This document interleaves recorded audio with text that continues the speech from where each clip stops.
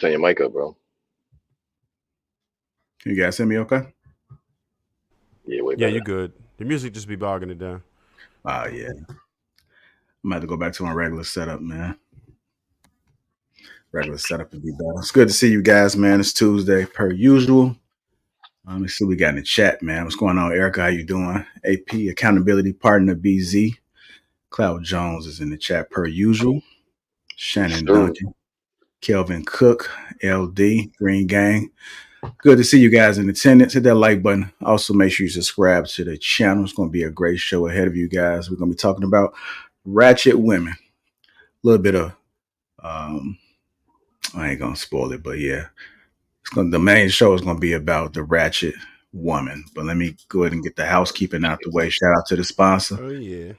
T. Hanley, uncomplicated skincare for men, 40% off. 40% off along with a free gift. And if you become a member, you get 20% off for life. Let's make sure we get our skin in order, gentlemen. Click that link and feel it, as I always say. We also got that Assure Man King on top. This is for your beard. If you got that struggle beard, it's not connecting, it's patchy. You need a healthy beard. And so this was specifically curated to be able to connect all the dots, all the strands, and bring it all together to make a masterpiece. So click that link that's in the description and get your Assured Man King on top. How we doing this Tuesday, man? I know it's at the beginning of the week. It's been a rough start. It's been smooth, easy. Smooth so far. Pretty good for me. No complaints. A lot going on, but damn it. Every day is a good day.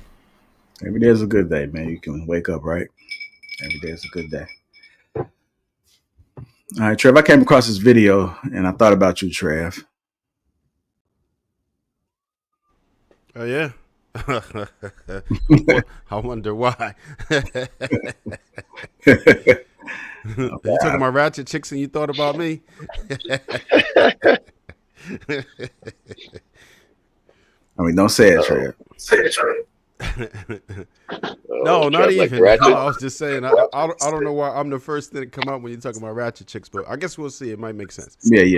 I got a video. I'm gonna play Trev got a thing for the Ratchets. Hey, Cloud Jones, I'm get some feedback. I don't know if you got some headphones? Yeah, I got headphones on right now. You do? Yeah. I'm kind of hearing it play back a little bit. I'm hearing my voice. Like what is that you? Might be somebody else. Let me see.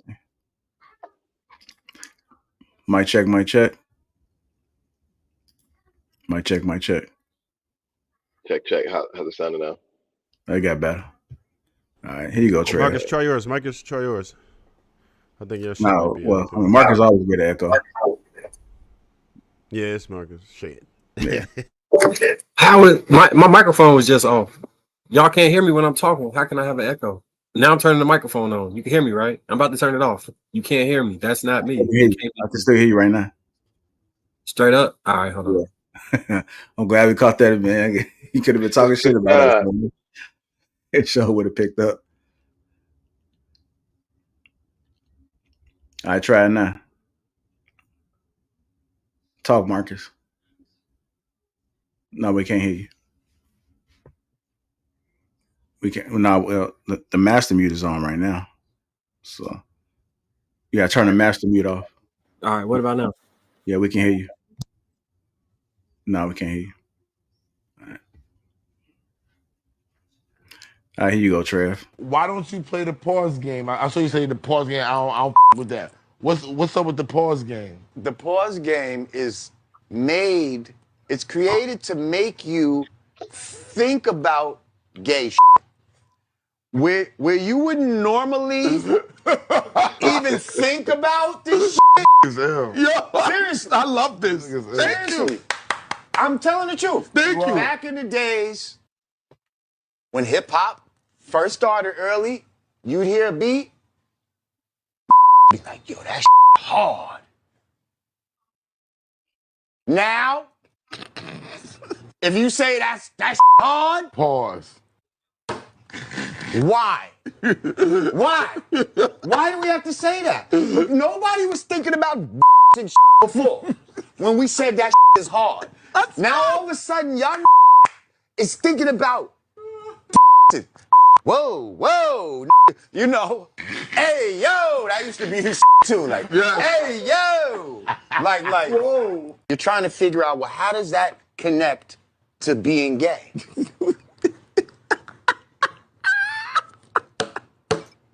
So now you're trying so hard not to be gay that you're thinking gay thoughts 24/7.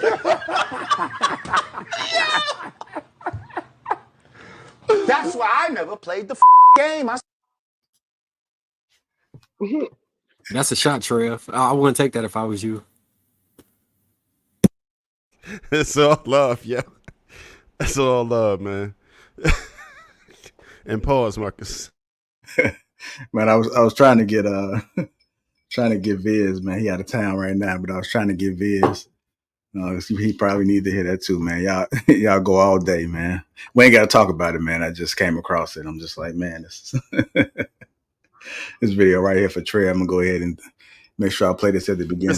It's more as a defense, you know what I'm saying? Because if you don't say it, everybody start looking at you and shit like, damn, you're not gonna say it, bro? Like, and then somebody try to say it for you. So I just proactively, you know what I mean? Yeah. Pause. I feel like that joint just acknowledges that a lot of hip hop slang sounds wild gay anyway. Like when you really think about it, like niggas be saying suck my dick. Niggas be saying like, yo, we gonna get in your ass. You know what I mean? Like niggas is on your hips, man. Niggas is on your ass. Like a lot of the terminologies that already exist in hip hop is a little bit on the border, you know what I mean? So I think the pause is like necessary to remind niggas like, yo, that's not what we mean. You know what I mean? Yeah, we don't want to be confused because, you know, a lot of cats is pushing agendas and things, you know? We don't want to be confused with that. So we just let it be known. Pause. It's a very elemental piece of society. Yeah. All right, we're going to go ahead and get the show rolling, man. That's just a little quick icebreaker, man. Hit the like button. Also, make sure you subscribe to the channel. So we're going to talk about Candace Owens before we get into the main topic. Candace Owens did say something about the possibly future president. You know, she said she thought her way up to the top. So I'm going to go ahead and play this clip and see what she got to say.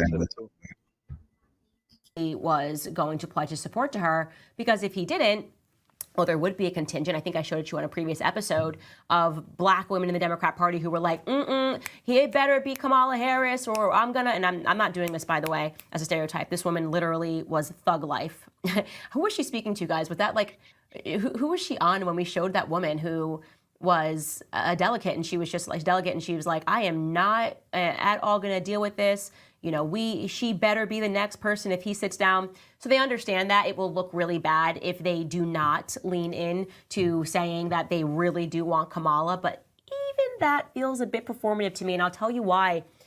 Because I'm starting to see articles creep out. And they seem like attacks on Kamala. Again, if we can go into our time machine and go back to 2020, well, every time that someone tried to interject the truth about Kamala, which is that she slept her way to the top, it's a fact. She was with some 6-year-old man, got her start in the political career, and they would go, oh my gosh, how dare you say this? That's so sexist. Well, then suddenly on July 6th, the Daily Mail actually published a headline about the fact that Kamala Harris was, thoughting through life. And they basically said she got her political start, her political upstart, because she was dating this guy, Willie, can't think of his last name right now. And he was married and he was in his 60s, and Kamala Harris was just a spring chicken. And that is how she entered the political scene. So she was not somebody who was a part of their ecosystem, but they tapped her in 2020 because they were like, oh, like the thing that we always say is that look at the Republican Party, it's so white and there's no diversity. And how are we going to be able to say that if we're running Joe Biden, who's been extraordinarily wealthy his entire life and whose son is becoming extraordinarily wealthy while smoking crack simply because he's doing dirty deals in Ukraine? So what are we going to do? We're going to hire Kamala Harris. We're going to select Kamala Harris to be the vice president. And he's the only person I can think of. And then we can sell. I know that when she was sworn into Congress, she was talking about how she's an Indian, but we'll just sell the people, like, forget the Indian side. Like, now she's back to black. And the streets are talking, ha, ha, ha, ha. And that's what they did. So that is the only reason that Kamala Harris, they literally did not have another person that they felt could be the vice president and allow them to use the isms. You don't like her, you're a sexist. You don't think that she's amazing, you're a misogynist, deep-seated misogyny. You don't want this ticket to win. Is it because Kamala Harris is black? Kinda. I feel like it is. It's because you're a racist. So they just needed her to do the thing. All right, let's go ahead and get into it, man. Candace Owens says Kamala Harris slept her way to the top. What'd you say, Clap? I said, big up Candace. Listen, man, she ain't said nothing that Judge Joe Brown ain't say a long time ago. Like, if you catch up to his interviews, he been said that. He said Kamala sucked and fucked her way to the top. I mean, even if you look back to when she was running around with Montel, was it Montel that she was running around with? Like, she was just like Yeah, it was she Montel very much Williams. had the appearance.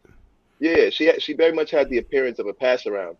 And I think, normally it wouldn't matter, but I think that it kind of reflects a little bit in her behavior now, because like I don't know if anybody else has noticed this, but Kamala cannot like be serious. Like, she can't like when anybody asks her a question or makes a statement combating something, she's always laughing and cackling. Like, the bitch can't fucking just like hold her composure like most politicians can. So for me, it's an L, but I digress. All right. Go ahead, Marcus.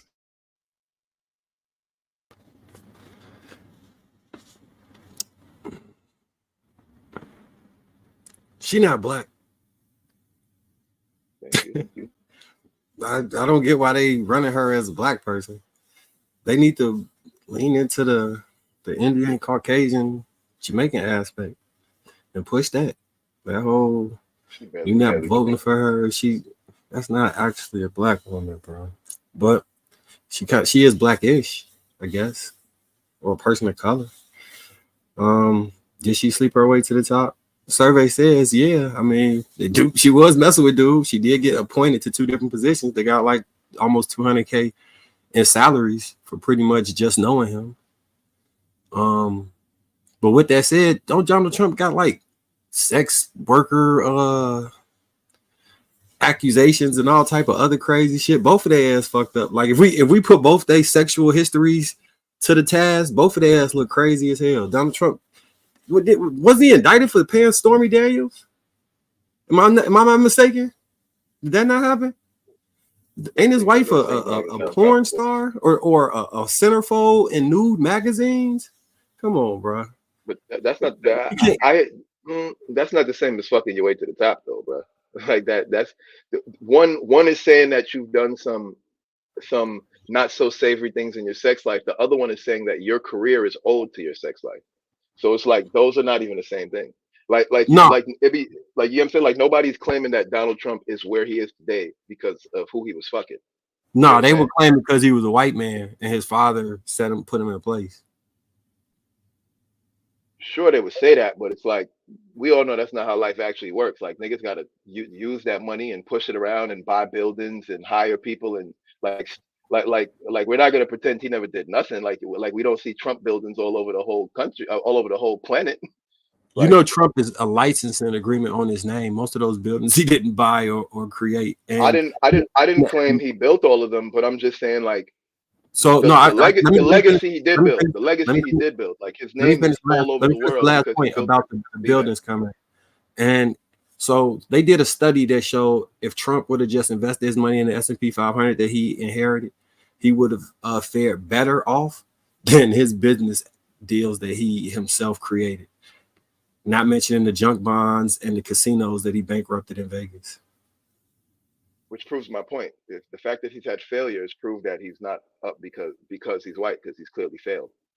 No, he was too big to fail. So when he failed, what the banks did, as opposed to what they would do with a regular person, where they just take all the assets, they were able to leverage his brand and utilize the brand of Trump as a moneymaker because his So he business. built the brand, like I said. Yeah, he did He build a built the brand. brand. He did build a brand, but the brand was based off was the inherited thing. I mean, his pot started him off with $1 million. The brand today is probably worth multiple millions. So I don't, $1 million doesn't last that long. I mean, you know what I mean? Like $1 million is what? Like what was that in like the 60s? He gave him that money. So I mean, like $1 million ain't lasting in 2024. He's giving them more than that. And when those casinos were going bankrupt, his father went in there and I think dropped off $8 million and never took the chips anywhere, so the casino would stay afloat or stay cash sufficient. Like they don't talk about Sounds it like in a good detail. dad to me. Sounds No, like a that's a good great dad dad. to me. That's a great dad. I'm not. Look, I'm not pro Kamala nor pro Trump. Keep it 100. I see the flaws in both of their ass. You see what I'm saying? Like I'm pro reparations. That's all I really care about. That shit need to be atoned for. Outside of that, I really could give zero fucks about what they ass pushing. Yeah, like I think a lot of people got skeletons in the closet, man. But when you're in the public, it's a little different because people are gonna find every possible thing that you've done, and they're gonna make sure that the world knows about it. So, I think she even brought up, if you listen to the video again, and she even brought up some stuff about Biden possibly taking showers or something like that with us. It's some news that's floating. Huh? His daughter put out a book, and in her book, she was saying how she feels that she was groomed as a child because her dad used to take showers with her. Mm. And then there's also like, during the last election cycle, there was a lot of video footage circulating the internet of Joe Biden like rubbing on little girls' shoulders, sniffing their hair. Clickbait. Like the girls are like they're like, you could tell the young girls are like visibly uncomfortable, and he's like trying to touch on them and kiss them. It's a little weird. Mm. They not like us energy. Yeah. PDF files. All right, go ahead, Kenny P. Sometimes I'm just amazed by just the bias and the lack of credibility put to a lot of the statements. And when challenged, you were like, well, I guess we all do it. Okay, Candace finally popped her head up like a mongoose after getting escorted out of the good old Jewish delicatessen that she once worked in. Now she's back on the Republican train. There's checks to be had. I got to feed my interracial kids and make sure I please my good old vanilla husband. But she's not talking about her skeletons, but you're quick to point out others. There's a whole article regarding her when she was younger, putting a case on somebody regarding rape or sexual assault that got swept under the rug. There's a lot of things that Candace Owen does that isn't brought out to light, but she's not in the line of the gun. She's the one shooting it. Say Kamala did. What does that have to do with what she's doing now? There's a lot of those people that do unscrupulous things to get where they are in government. Kenny, do you a lot of them that take them, huh? Do you feel a way about her saying I won't do nothing specifically for black people, and then turning around and saying that she's going to donate $38 billion to the Israel Defense Fund? Okay, she can't donate no 38 nothing. Well, not donate, but allocate. Allocate. I use the wrong word. Pardon me. Allocate. The vice president can't allocate nothing. She could be a supporter of it, but you know that's Congress, and they deal with that to see if that gets passed. So we can't really like say that. So we have to be responsible when we're saying stuff like that. As for because she said it. She pledged it in the middle of what is it, AICP? Okay, she pledged her support for it. Right, support for it. Correct. She doesn't have the power to give them no money like that. So let's clear that up before people get a misconception about that. As for making the comparisons with Trumpito and her, his mail order bride, his predatory statements, the grapes that he did that got swept under the rug. He has a shady past too. That's regarding the situation, but let's stay on Kamala. She is black. Her father is black, Jamaican, and her mother's Indian. You can call it whatever you want. You're mixed with black, you're black. So what if she had choices of men that she slept with? That was a young girl. She's responsible. She was responsible for her choices. But you had an old slick dude, like a lot of old slick dudes, you know, that see that little young piece and say, I'm gonna give you Gucci and gold. And guess what? She fell for it. But look where she is now. She's a married woman. Be respectful to her husband. And I don't agree with a lot of her policies. I don't agree with people running that trope that she put thousands of blacks in jails and it came down to what, 54? If you really did the research, let's not do that. That's 49 more than Trump being accused of with the Central Park. So you saw what you just did, right? Because you were one talking about thousands of blacks. Because I didn't say nothing about thousands. One of my first. I didn't say nothing about thousands of blacks. Okay, wait. It was one of my. I will show you. But that was one of the main things that a lot of people was pushing. Oh, she put a lot of blacks in jail. No, a lot of blacks put themselves in jail. You had a choice to commit a crime or walk a straight line. You knew what the penalty was. She withheld evidence. She withheld evidence for people that basically there were people that could have gotten out that she purposely withheld evidence and had to get forced to release evidence. So okay, what you're saying is not entirely true. Okay, here we go with the propaganda. That is a crime. You get tried for crimes. You can't withhold nothing. Pay attention to what you say. What I'm saying is there's evidence that could exonerate you from a crime. And if the prosecutor is withholding the evidence and not allowing the evidence that can exonerate you, that's pretty messed up. Correct and or not? Here is the misconception again. It was not her. It was the centers that did test. It was not on her. When you run a bureau and you're the head, you have legal people, lawyers that work under you. They weren't scrupulous enough to do their due diligence, so it fell upon her. But guess what? Yeah, but that's what a leader is supposed to do. Take responsibility. Wait. A leader is supposed to take responsibility. It wasn't her to take responsibility if they're doing it. You just said she was the leader, did you not? Okay, so now you said she did it. So no, we're not going to do word semantics. Whether she did it or not, it's her responsibility because she's the leadership. Whether she did it or not is moving the goalpost. You said she did it. All right, so let me say it in a way that you prefer. It happened under her watch. No, it happened under her leadership. I don't want what I prefer. I want the truth. That's the truth, correct? The truth. Did it happen under her watch? Okay, so we go under her leadership. Okay, so Marcus, we're gonna keep spinning words. So black men were disenfranchised. Black men were disenfranchised. Disenfranchised from what? Under her watch. Disenfranchised. If you have evidence, are you using the right term, verbiage? If you have evidence that can Clout, exonerate are you using the right verbiage? And someone is disenfranchised, bro. Regardless of the verbiage, you know exactly. Or wrongly convicted. So however you want to place it, my brother, however you want to place it, you know exactly. Nah, I like using proper words because that had nothing to do with what we're talking about. Well, again, yes, it did. That's what Kenny. That's what disenfranchised means. You know that. You know disenfranchised. Read It the means that definition because I know understand you what we're pulled doing it here. up. You're looking at it. Go. disenfranchise is denying somebody the opportunity or a right or a privilege that they should have. Okay, That's like not I said, it. That's what disenfranchise means. I've been using No. it for the last 30 years wrong. Somebody look it up. Okay, so Shannon, there we go. they got Any their due process. deprived of some right, privilege, or Okay, immunity, so- especially so deprived he- of the right to vote. Okay, so they got Okay, their due a right to a process. fair trial. If you're Okay, deprived of the right wait. to a fair trial, if you're Okay. deprived of the right to due process, if evidence is withheld that could exonerate you, you are being Okay, disenfranchised. I Shannon, used the word correctly. thank you for piggybacking him. They got their due process. It was upon what was found from the evidence given.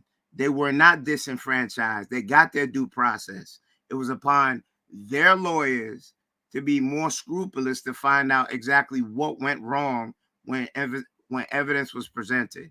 If you read the whole article, they did not do it.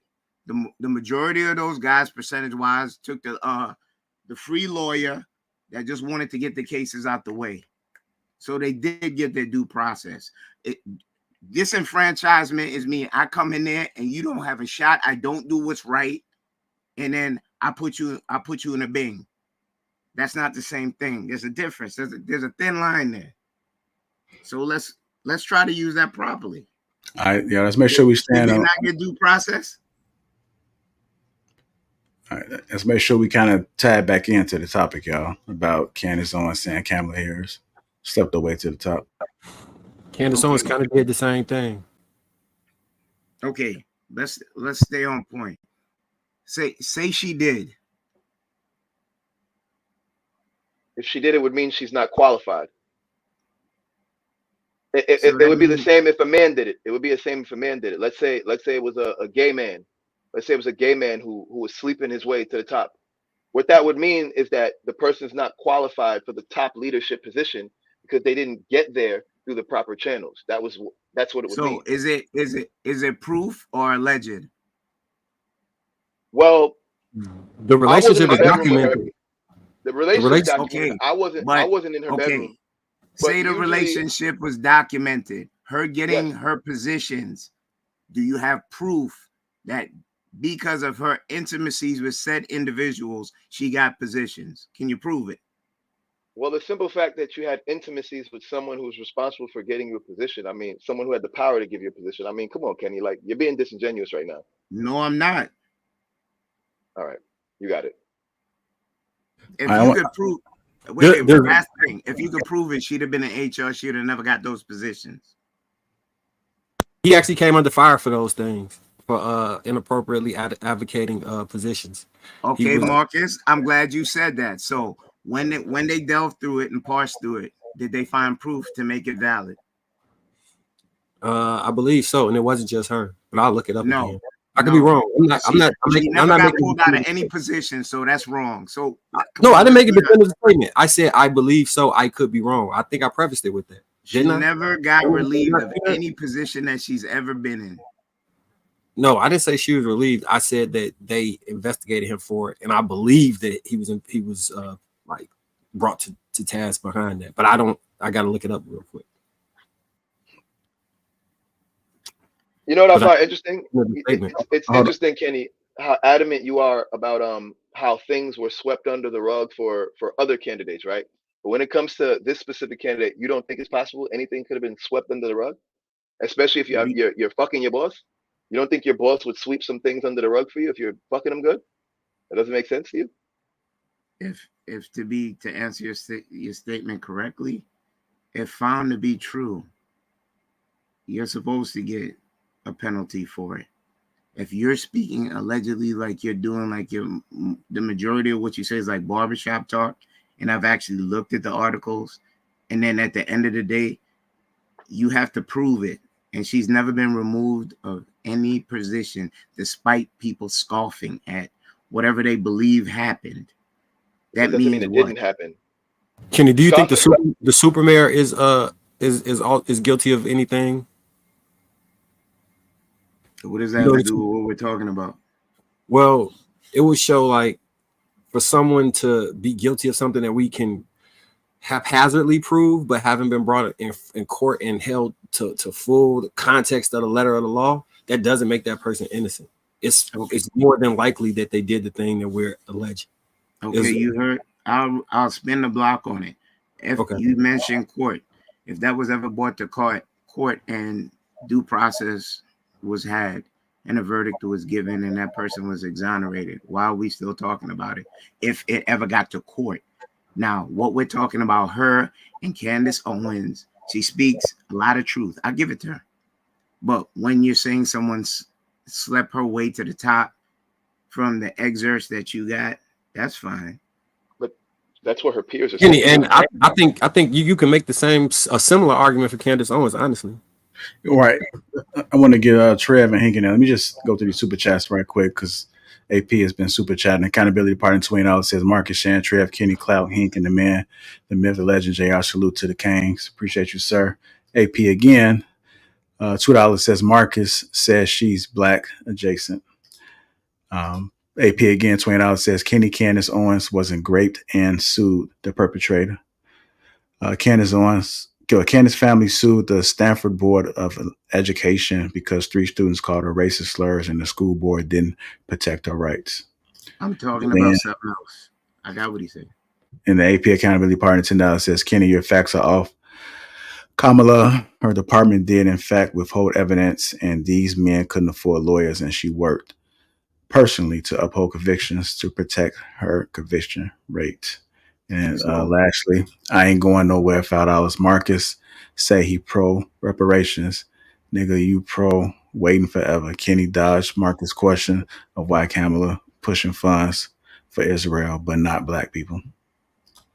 That's not what he asked me. He asked me, why was she don't do that. You said, why was she pushing funds for Israel? You didn't say anything about black people. Or if you said it, I misheard it. You understand? Because black people and then said, but she's pushing for Israel afterwards. Okay, so a couple of shows ago, y'all heard me say regarding the poverty.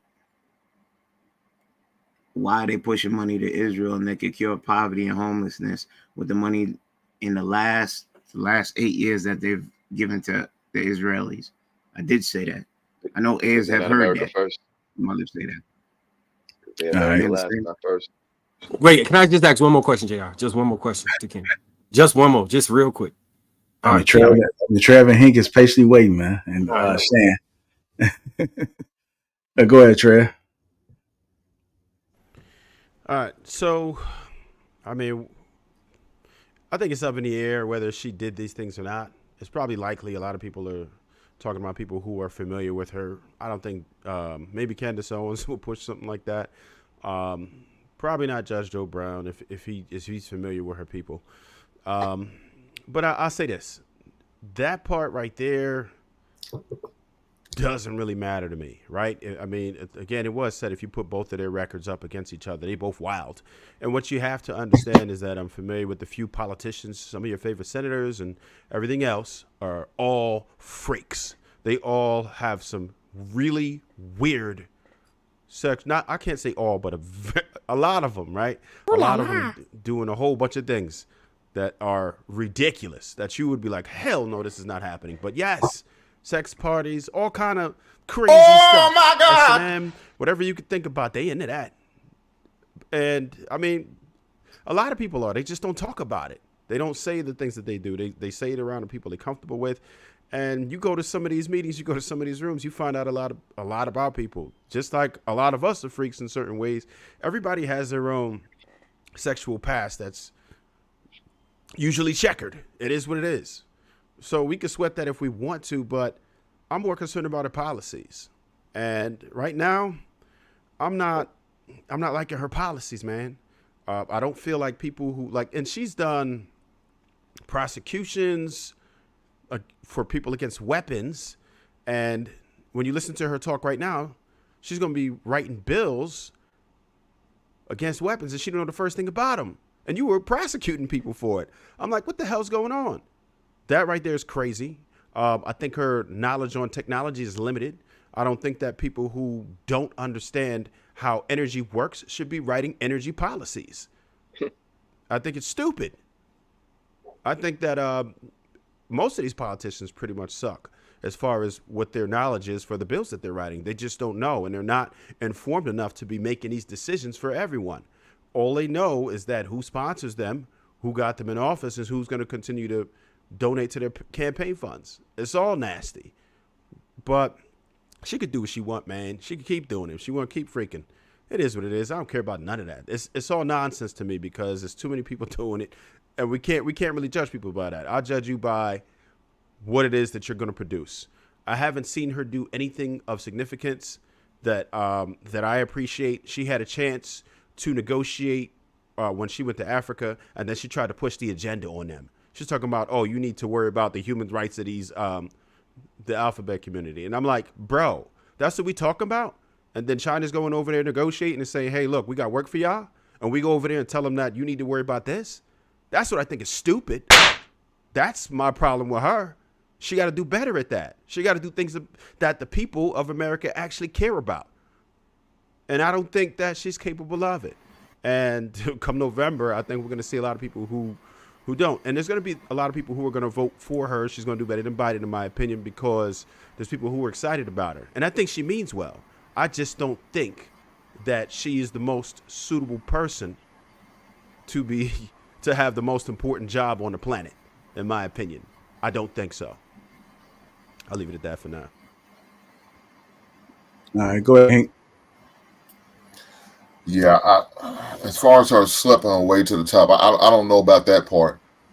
I wasn't a fan of when she was in as a Democratic representative, and the reason why she didn't get nominated as a Democratic rep. I just had no faith in her, man. When I see the crime bills that she was over, man, it was just sickening. It was very disappointing. And to hear about some of the stories, I don't know if they all confirmed are true or not. I'm hearing y'all say different stuff. It's bad, man. So a woman like that who supposedly comes from the same neighborhoods we come from, yeah, those are worse. Those are worse, man. So no, hell no. I look, she probably I wouldn't doubt she did sleep with the motherfuckers get up. I believe a lot of them ladies in politics do that. So I wouldn't put it past her if she did the same thing. So Go ahead, brother Shan.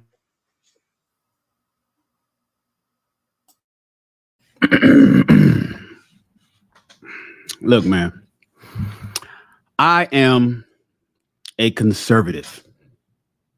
I do not think Kamala Harris is the best choice for the United States of America. And I adore Candace Owens. Like, can't nobody say nothing bad about Candace to me. I support Candace. But to be honest with you, I'm with Kenny, man. I'm with Kenny's last statement. In this politicians, they all crooks and they all shady, left and right, blue and red. They all unscrupulous, man. They all nasty. I've been in politics, trust me. And, to be honest with you, I'm not going to talk about Kamala's personal life. Because, shit, Trump is in court with porn stars. Are we going to talk about Kamala? And this motherfucker is in court talking about hush money came out of the wrong checking account. If you do talk about Kamala's history, she was with Willie Brown, the mayor of San Francisco. They were together. They did date. He said it. Willie was separated from his wife, though. See, Willie dated, and he was 60 years. He's 91 today. 91. That's how old he is today. But this is back in the 90s. Willie was smashing Kamala in the 90s, but he separated from his wife in 82. That's at least 8 years that he was already done with his wife. Who did you date 8 years ago? Or who was you with, or your ex or whatever, 8 years ago, and now you met somebody new? And people are trying to say, oh, she's a home wrecker. It's just not true, man. And people just make up stuff. She became our attorney general in 2011. So she's met Willie in the 90s. Willie left his wife in the early 80s, 82. She became the AG In 2011, that's 10 years after the year 2000. 11 years after the year 2000. Get it? I get it, man. Fraternization and fraternizing is not is bad. You know, you can't. The cashier should not be smashing the manager because the manager is going to give the cashier the good hours to work. That's the reason why you can't date your boss. You got to change departments or change jobs. Was there some cronyism there? Of course it was. That's Willie's ex-girl. You know, you don't think Willie made a couple phone calls? Hey man, make sure that she's taken care of. Wouldn't you? I know I would. Anybody, hey, take care of her. Yeah, that's my girl. We're not together no more. That's old stuff, but take care of her. Of course he did. Who don't? LeBron just got his son a job that we gonna argue. A lot of people say he didn't deserve. Nepotism. That's the nepotism is when it's your family. The cronyism is when it's your friends. But they both one and the same, two sides of the same coin. The reality is this, man, notwithstanding the everybody trying to tarnish her name, because that's the part that I think a lot of people are saying, oh, well, where's this smoke when Trump was doing nasty shit and grabbing women by the pussy? All of a sudden, we talking about how she smashed her way to the top, and then we look at the timeline and it's not really like that, but it probably is like that, but it's like that over here too. And they all nasty, man, all of them. And that's okay, because we nasty too. I'm nasty. Motherfucker. The reality is the United States of America needs another CEO. This country needs another chief executive officer. And we are a multi-trillion dollar business with a T. And to run a multi-trillion dollar business, you need the best executive we can get. Kamala's not it. So I don't care about her sex life or or the fact that she was smashing Willie, or she had somebody put in a few phone calls to get her resume put to the top of the pile. So is she good for the job? My opinion, no. Go ahead, Marcus. We can't hear you. If you were to base it off his previous businesses, do you think Trump is the best chief executive officer? Oh, absolutely. Are you asking me? Is that a question for Shan? Yeah, that's a question. Yeah. Because I've come up with, ran, invested, and lost 20 plus companies myself since 1999. I get it. Trump Steaks, Trump University, Trump this, Trump that, Trump shoes, Trump, all this different stuff. There's stuff that Trump started that we don't even know about. And just like look at Kamala. She was smashing this dude. Trump, he had a fake university and he was fighting how many bankruptcies has he had? Dog, you got business is more tough than people think it is. It's almost like, somebody who's only ever driven an automatic, you put them inside of a car that's a stick shift and you say, go. They're like, oh, I can do this. They think they can just get in the driver's seat and go. They're not going nowhere. Business is very difficult. And Trump, in terms of his business acumen, is good. Despite his failures, despite his unscrupulous business deals, despite his muscle man stuff, yes. Currently, with the people that we have now, I would rather a different CEO even than him. But with the pool of people that I have to run this country economically, with his failures, absolutely yes. Shannon, that is so bad.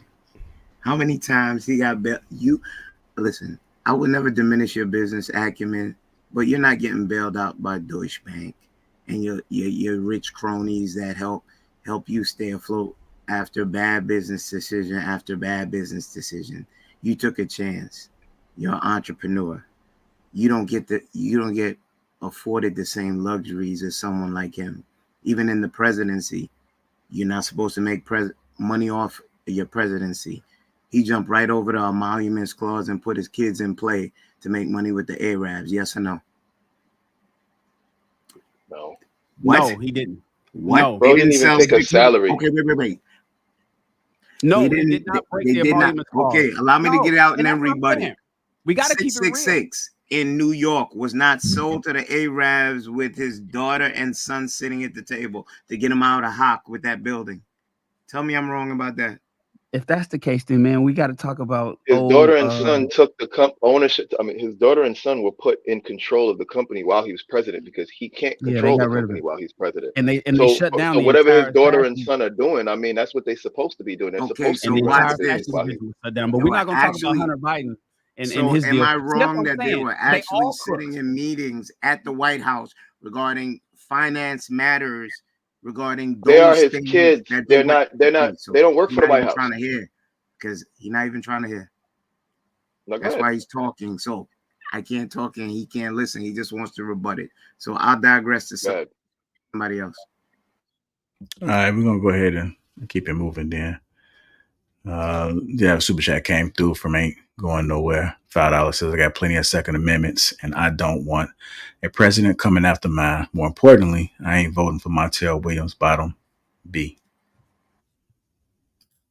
I Montel don't think says, she's the bottom. You know, the bottom is the number one. I don't think she was even the bottom. But go ahead. all right, we're gonna go ahead and keep it. Hit that like button. Also, make sure you subscribe to the channel. Just came across this funny video before we get into the main topic. Oh, George, what's going on, girl? Oh, how you been? Huh? My girl, man. Why you play me like that? Bro, come on. Hey, bro, she's like a on my girl like that. Hey, don't do this. Oh! How you been? Yeah? For sure, yeah, I'm here now. I love it. Oh, she's great. How about your hands? Oh, they're so good. Oh, my God, you look great. For sure. Baby, are you all right? It's okay. This kind of remind me of what's the dude name? We just say Jonathan Majors. yeah. Michael Ealy's in Michael town. Lee. Oh man, that was funny, man. Hit the like button. Also, make sure to subscribe to the channel, man. We're gonna talk about the Ratchet women. I came across this video, broke it up into 3 parts. Excellent discussions. Here we go. Malcolm X's autobiography, he talks about how the antebellum white man tricked his own woman into believing that he, the white man, needed to let out his most animalistic sexual desires on the slave black woman because, you know, his woman, the white woman, was above that and should be held at a high standard, while the black woman was below that and was made to satisfy his lowest desires.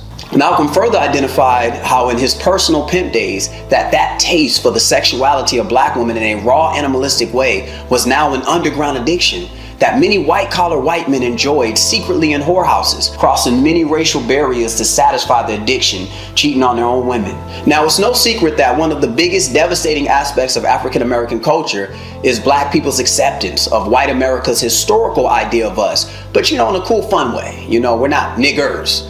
That's racist. That's old. We're niggas, you know, which is more trendy. You know, we put some seasoning on it with some lyrics and a few dance steps and we resell it to each other and we sell it to others. Well, could it be that what is deemed as sexual liberation for our women is truly getting them to accept an idea of themselves, which was rooted before any of us was even born?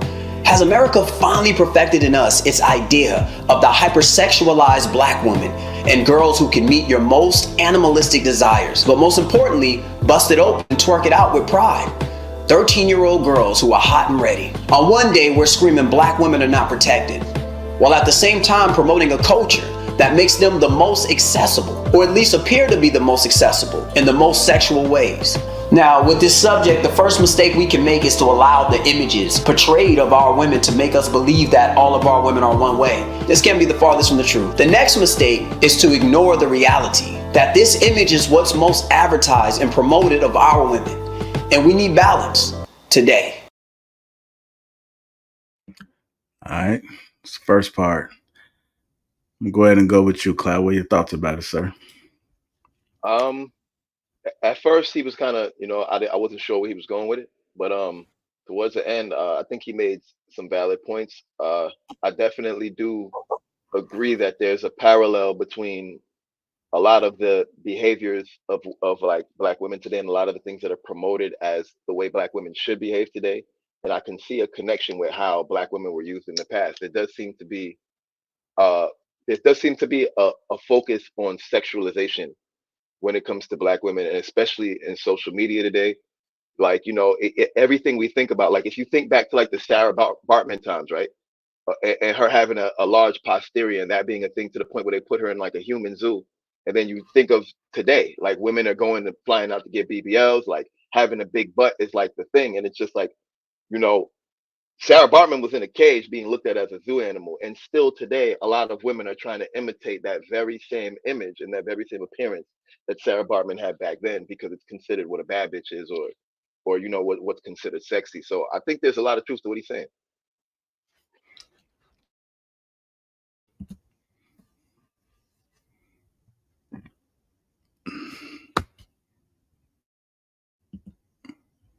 Anyone You else? good? All right. I'll come back to you, Trail. Go ahead, Hank. Look, man, I mean, 2024 is what we've been dealing with. We've been dealing for a long time. It's a psychological thing. A lot of women are dealing with this. They're going through it because they okay with it. They you know, on one hand, they talk about we being over sexualized, but you're doing these things. So it's kind of confusing to individuals who are on the outside looking in. How you gonna cry to be overly sexualized, but you doing these things? You don't want to be vilified or nothing like that. Made to look at it like a piece of meat or a piece of property or just something just to have and deal with and have sex with and toss to the side. You don't want that, but that's how you're acting sometimes. So what are you going to do to take your image back? I mean, Black men have the same thing. We deal with the same things. I'm not going to say we're above that same stereotype or same mindset or the same issues we're dealing with. We looked at as criminals, thugs, lazy, shiftless, worthless people. Unfortunately, we got some people like that. And unfortunately, the old slogan, one apple don't spoil the bunch. Well, that's not how people look at it. They judge us all, paint us all with that broad brush, and it's just a situation we got to deal with. So let's, as men, I think we need to do what we need to do to break the stereotype. And as the women out here, hopefully y'all can do the same. And we can look at this better. I mean, look, we look at the comments. She's got this a history of supposedly sleeping her way to the top, unfortunately. And guess what? She's a Black woman. She represents a lot of Black women out here. But that's the what's going on behind the closed doors, the whispers and things are being said about her. That's the only way she can get there. No, why can't you get there by what you know? Maybe who you know. How hard you work. But unfortunately, it is what it is. All right. You guys need me to play it again? Are we good? Yeah. No, Okay. I think we got it. I kind of disagree, particularly with the first part of that video, as far as like men wanting to fulfill their animalistic desires and stuff like that. Generally, men don't go to Black women for that. Like, to me, I think they go to the other side when they're looking for that crazy stuff, to be honest. Well, most men that I know anyway. So I think he could be very wrong on that part of it. And at least most women in my life for Black women are like, more on a conservative side. Now, there's way too many ratchet women out here. We'll say that, right? But and for the reason why they act like that is because men support it. You could tell just by our Explorer pages what comes up. Like when you look at most people's Explorer page and what they actually click on. And then when you look at the view counts and the like counts versus what are conservative women getting. So if this is what is going to get you the attention, every woman wants attention, right? And the easiest way to get it is to just over-sexualize yourself. And as long as they are rewarded for it, it's really no reason for them to stop. especially when you could get to the point where you can monetize it. And a lot of women are monetizing their sexuality. Even a lot of the women who are saying things that are positive, they usually got their cleavage out, and they got these beauty filters on, and it's ridiculous. But that's what we click on. That's what we watch. That's what people are fetishizing about, and they're rewarded handsomely for it. So as long as that continues to happen, this is just the culture that we're gonna be faced with. I don't see a change in sight unless we do the change. We have to stop responding to it, but it's very difficult for men. It's a hard ask, right? For us to just say, you know what, man, I'm not watching anybody who put a booty pitch up, man. I'm not liking that. Nah, I'm not looking. I'm gonna scroll right past it. I'm not watching that. Even though you see a wedgie all up in there and cheeks popping out of both sides of it, you like, even if you just stay there and look at it longer, they know how much longer you looking at it. So they're gonna put 3 more booty pics behind that joint. So it's a endless cycle we're looking at. And when females behave like that, even in the clubs, when they behave like that, they get more attention, man. So I don't know how to stop it, because how do you tell men, hey man, stop, ignore these women, stop? And how do you stop? How do you get men to actually stop that? Because that's kind of like biology. What you got, Cloud? I see your hand raised. I wanted to add something to that, because I do agree with you. There's one nuance to it where I disagree a little bit, because I do think men do reinforce it. But on a certain level, I don't think it's always men that are reinforcing it. And I'm going to give you an example, right? I don't follow Instagram models. I don't. But on my Explore page, I've never chosen to have these models on my Explore page. But on my Explore page, there's nothing but Instagram models on my Explore page. I don't follow Instagram models. I don't like their pictures. But the algorithm still forces it on me. You get what I'm saying? Like, even in my stories, I'll be watching my stories. When I'm looking at my stories, it's always a page that has some name like "Watch Sex Now" or like some freaky, something. And it's like, it's getting to a point where and then even if you go out in public, right? Even if you go out in public, let's say you just going to the beach sometimes, like, you might not have intentions of really looking like that, but the type of stuff that the women are choosing to wear is the type of shit that almost like you can't avoid looking, bro. Like, it's like I'm out here at the beach and there's just 10 women just walk by with G-strings on. So it's like, if 10 of y'all is walking by with G-strings on, it's like, I can't not give it attention, or I'm gonna just be looking at the sky the whole time. You get what I'm saying? So a part of it is us consuming it. However, but I think there's something that's been indoctrinated into the modern woman where they have a very strong desire to present that to us, whether we're looking or not. And even when we complain about it, they have very strong mechanisms to resist. Oh, you must be gay. Oh, you're a misogynist. Oh, this, that. So even when men are actively protesting and saying, hey, this is a kid's event, put on some clothes, it's the women that are wearing it and the other women that are backing them up like, no, don't talk to her like that. She could wear what she wants. Yeah. There's nothing inappropriate about her tits and ass being out in front of these babies. And it's like, it's never the guys saying that. It's usually the women. So I feel like because we're attracted to women, we get forced to take all the credit for them doing what they do. But it's like, but then at the same time, they tell us all the time that they don't do it for us. So if they're not doing it for us, like they always say, then yeah, then is it our attention that's causing it, or is it that they've been corrupted in a certain way? But yeah, you can go. There's definitely other factors, right? We understand that feminism has pushed sexual liberation, right? We know that, right? And most of that is backed by women, right? We know that for sure. And it makes it to where you can't shame, or they're calling it slut shaming, or or if it looks nasty, now you're body shaming. So it's very difficult to speak against it. Absolutely.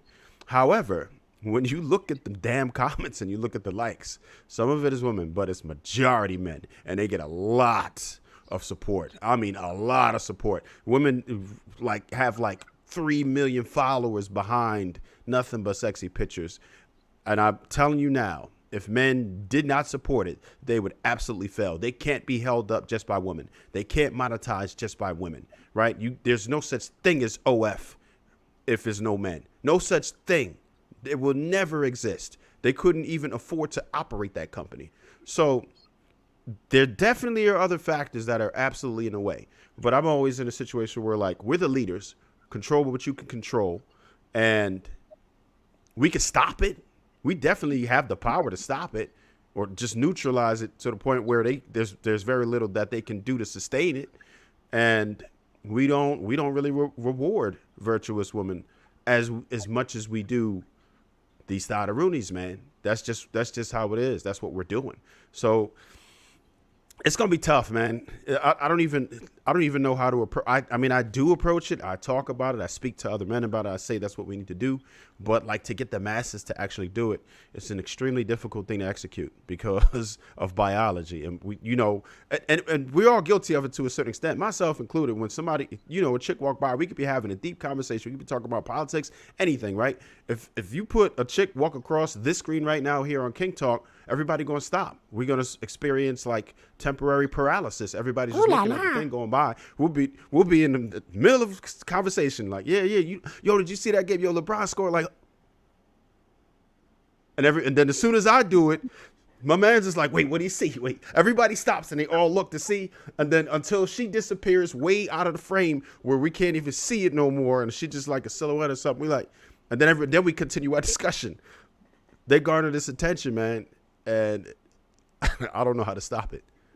But it's bad because now social media makes it in your face, and a lot of it. And I say, even I know you talked about the social media. You don't look on your Explorer page, but there's two other ways it'll come. We talked about it a couple weeks ago. One, your friends, and two, definitely from other things that you search on other platforms. I went to look up a cruise real quick on the internet.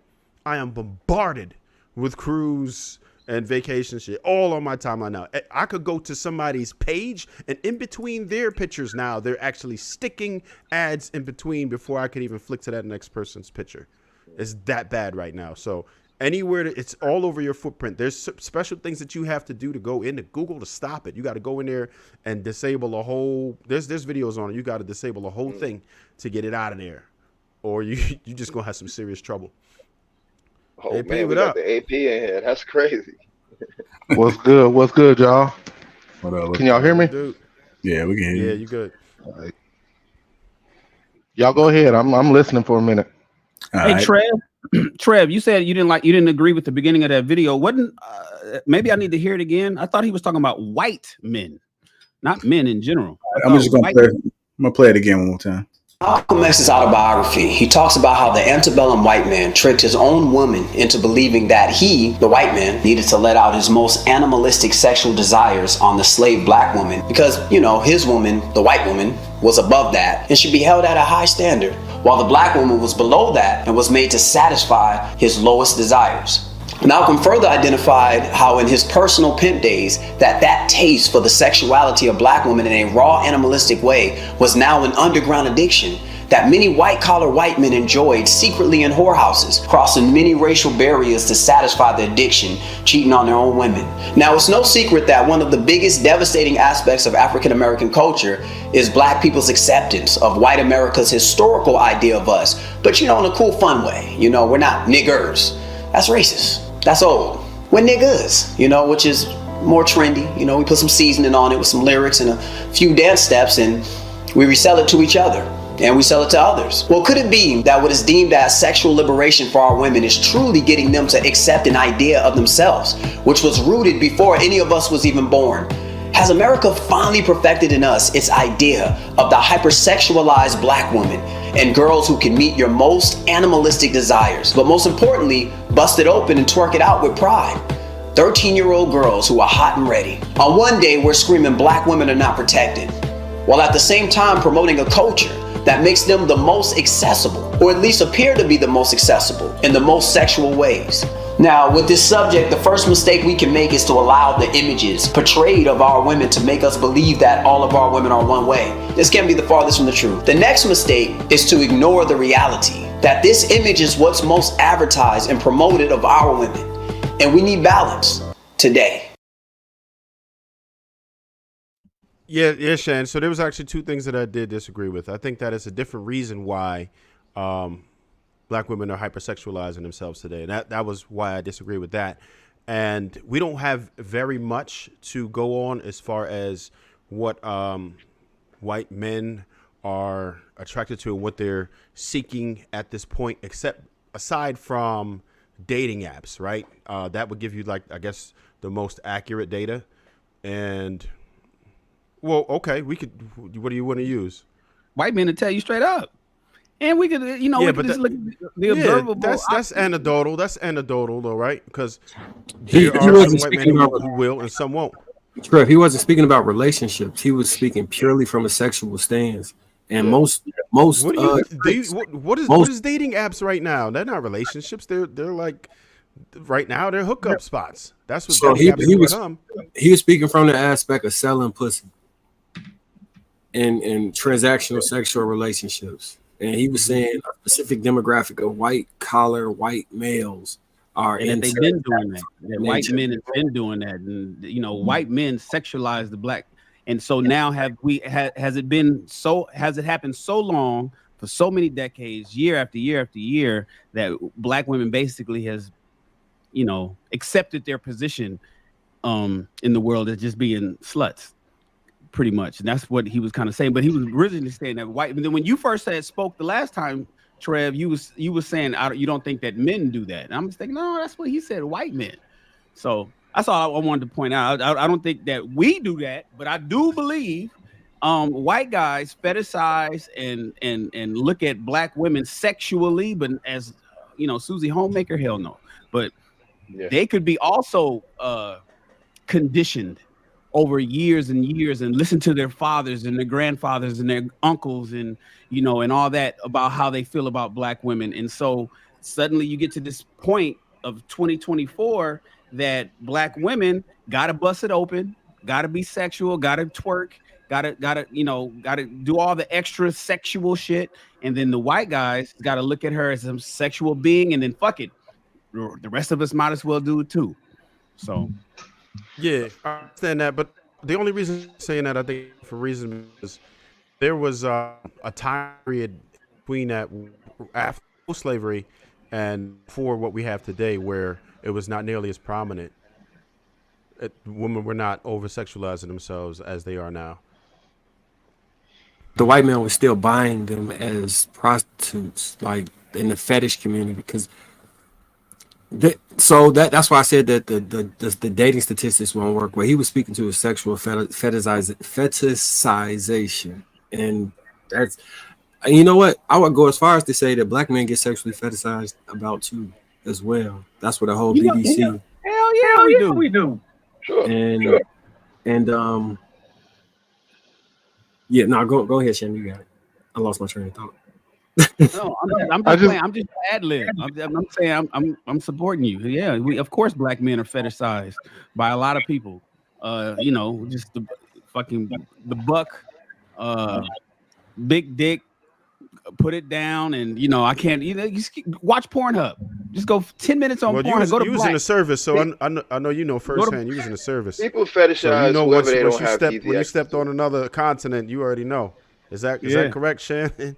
Yeah, it was black for real. Y'all know what I'm talking about.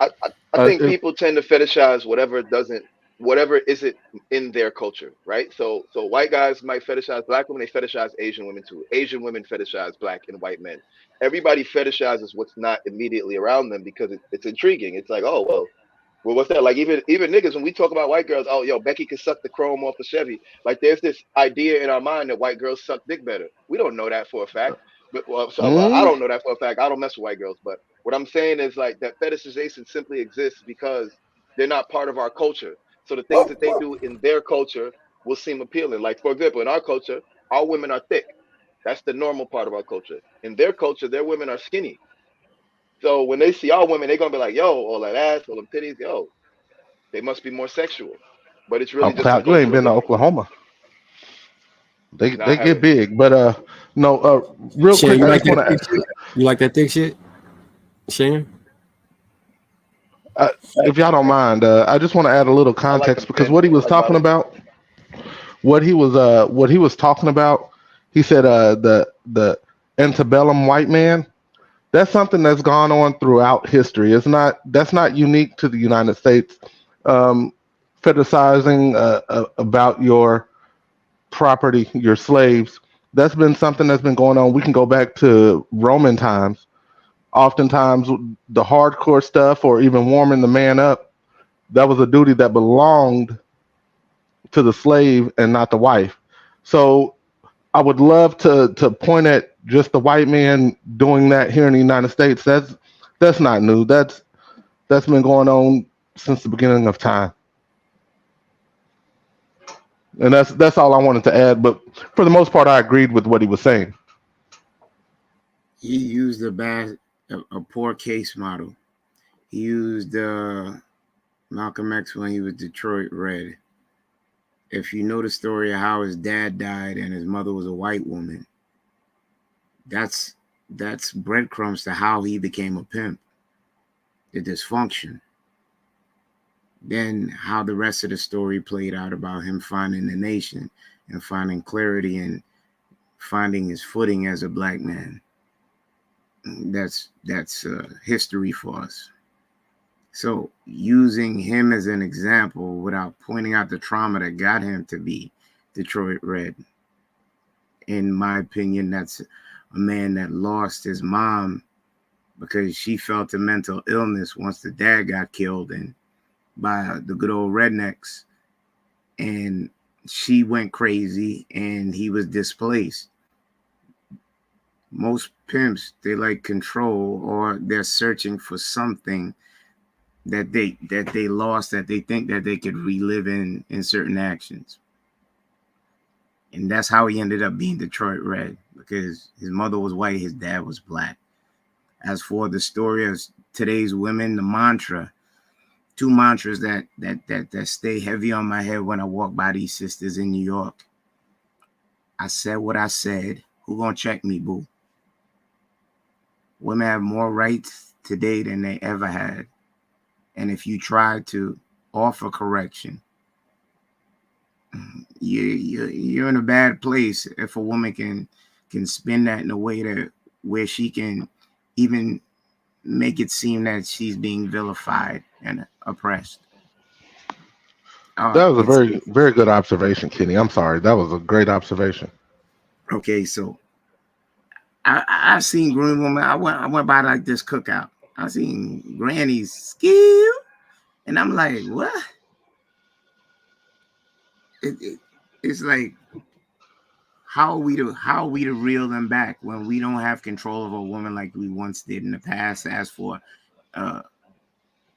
showing structure, and I'm not saying there's a subsect of women that behave like that are now teaching other young girls to behave like that. You got your little daughters twerking, doing all kind of nasty with the spandex and all this. And if a man says something, what they do? They join in groups and say, leave her alone, or try to push you away from making the corrective suggestion during that period of time. I think we're in for like bad times unless there's a mass movement of women that are buying in to getting things back normal, because our normal is girls shaking their butts, getting fake implants, looking like Miss Potato Heads, not listening to you. How many girls that you could even go on this internet and see that's fighting men, pulling guns on them, doing all kind of stupidness? There's a section of women that lack respect for us, and they also lack respect for themselves. I drop it off right there. All right. Can't protect what you can't correct what you can't protect. All right. I'm gonna play a little bit more of this video, and then I'm gonna go to Hank. Let's go for it. The evolution of pimp culture became the acceptance of an ideology rooted in sex trafficking and abusive, manipulative control. Is it a coincidence that for hundreds of years it was legal to rape, breed, and trade our women by white America, only to find ourselves exalting pimp ideology in the future? Black men through pimp culture marrying its way into our movies, and hip-hop became the front runners for exploiting our own women. The rule is, when you have no power and are abused, then oftentimes you become abusive to that which you have power over. So some black men who couldn't get a foot up in the world will put a foot down on their own women, leaving many of our women not only feeling rejected by the world, but also by our own man. It is men's responsibility in a civilized society to exercise our own personal restraint, respect, and limitations to how we deal with women. That's also how we should teach and train boys, through our words and example. At the same time, girls have to be taught to value their bodies and to not take their sexuality lightly. What is also important is that we emphasize how dynamic our women are and not allow entertainment and media to force us into a false belief that all of our women are ratchet hoes.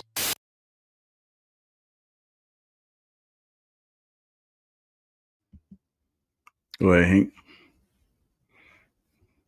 I already spoke on. I'm gonna say. Look. It's a mental thing.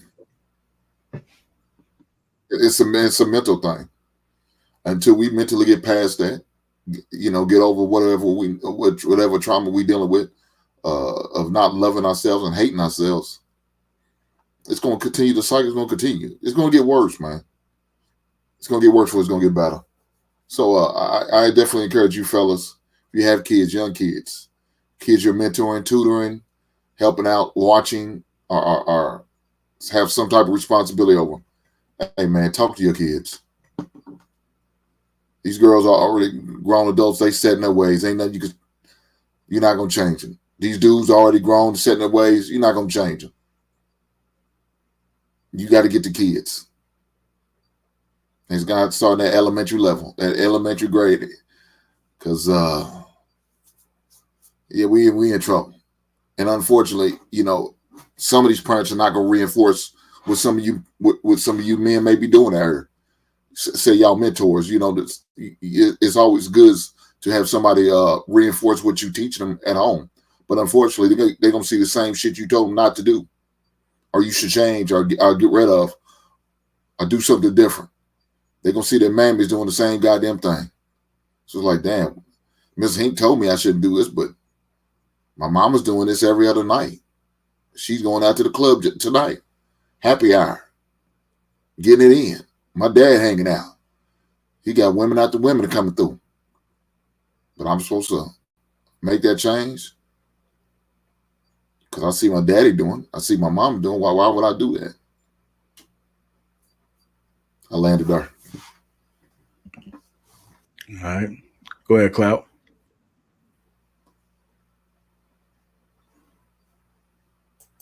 You're on mute, just so you know. I was going to say, skip me for a second. I need a minute. All right. Go ahead, Marcus.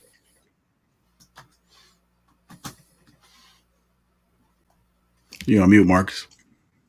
Oh, I just want to make sure we highlight that it's not the vast majority of the women that are doing this. I think he kept addressing that. He said that that's the vast majority of what's presented to us. It's the vast majority of what you'll see on the timeline, but it's not the vast majority of Black women.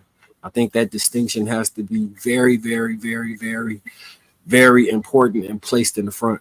So we don't talk to all women or look at all women or treat all women the way that the majority of the women that men despise, the way they're carrying on and acting online and on Pornhub and all these other things. I think we lost the natural ability to make the distinction, and with the way dressing has transformed, it's harder to make that distinction because a lot of stuff that would be particularly reserved is like clothing that only prostitutes would wear. Regular women are kind of drifting into that lane as well. Some that would not ever strip, would not ever sell, are wearing those outfits. So it's a little harder for people to tip. Did my camera went out? Did my camera go out? Yeah, your camera went out. Your mic is good. My mic's good. Okay. Yeah, I think it's a little harder for people to tell and make the distinction between the two. So what was the premise of the question, JR? I'm sorry. I thought kind of was. You unplug the DJ booth. You say unplug the what?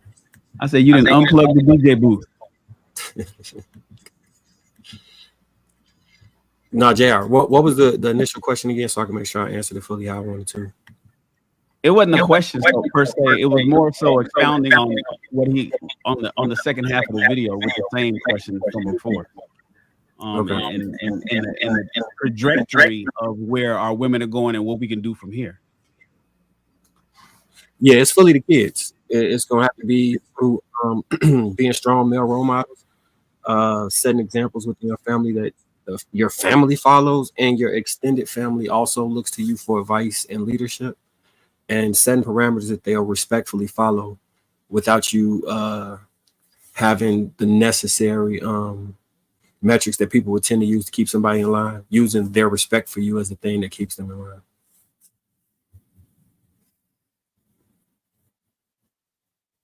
All right, go ahead, Shane.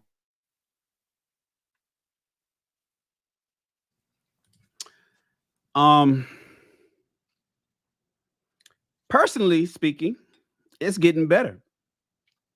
From my observation over the last 3 decades, I've seen the decline. I know what we're talking about. I understand what you're saying, Marcus. It's a loud minority. The thing is that minority it's loud enough that we need to address it, because, as Hink said, it's contagious.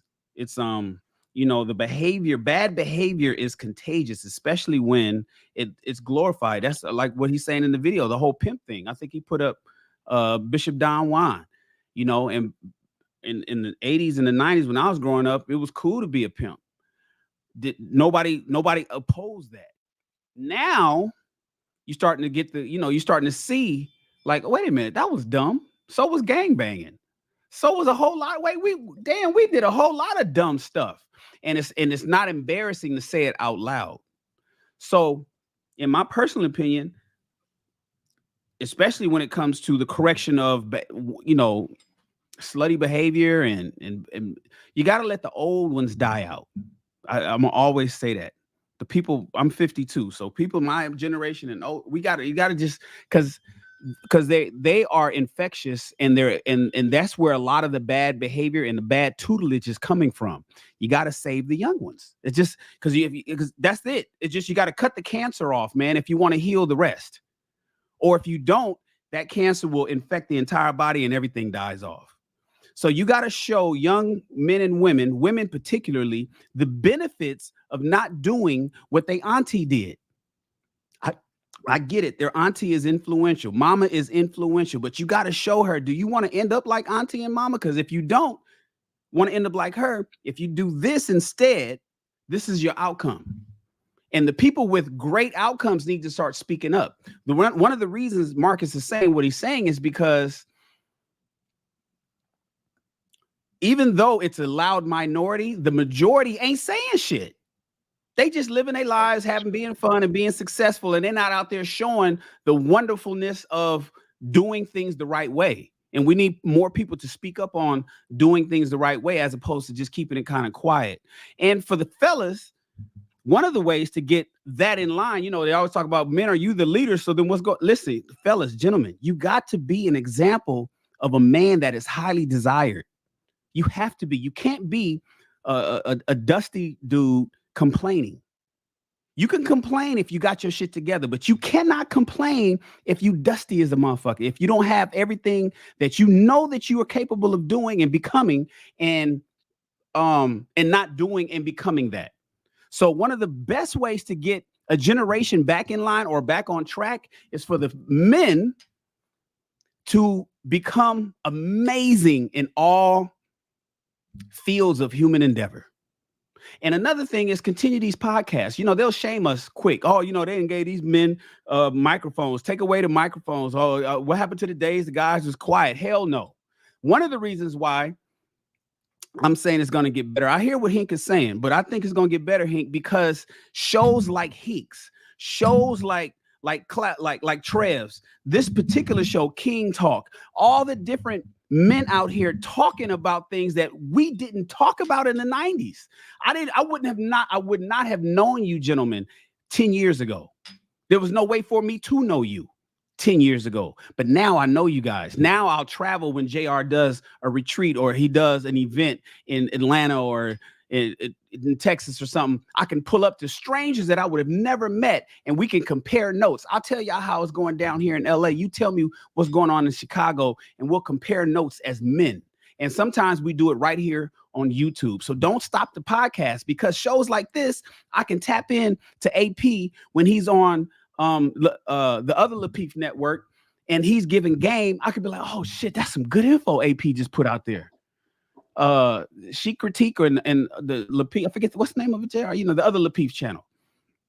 So I would have not gotten that information. And dig this, it's only about 500 of us or so that's even talking on YouTube, but there's millions that's listening. It's a lot of people listening quietly. I get the emails. JR gets them too. We get the emails of people saying, man, I'm just in the cut listening to you, but I appreciate you. You just saved my marriage, or you just got me right with this. Now, and I followed your advice and I got the raise that I thought I wasn't going to get. We're given, don't turn off your microphones. Turn on more microphones so we can save the young ones. That's just my personal opinion. Shannon, do you think that Shannon, do you think that the influx of the microphones has also had an influx of while they're extremely beneficial conversations that occur, do you also think that the most popular things, similar to the loud minority of women, are the sensationalized behavior of men that we would frown on, that has more likely than not to be replicated? I doubt it. I don't see it. I don't see the money phones on Instagram anymore. Niggas get clowned for that. I don't see people rocking, a whole bunch of fake jewelry and fake clothes and stuff trying to get clout. Because shame works. So I think there is going to be an overcorrection. You're going to have the guys that's talking extra just to correct the fucked up stuff that men do, right? The young guys that's out there doing shit that they. But if enough people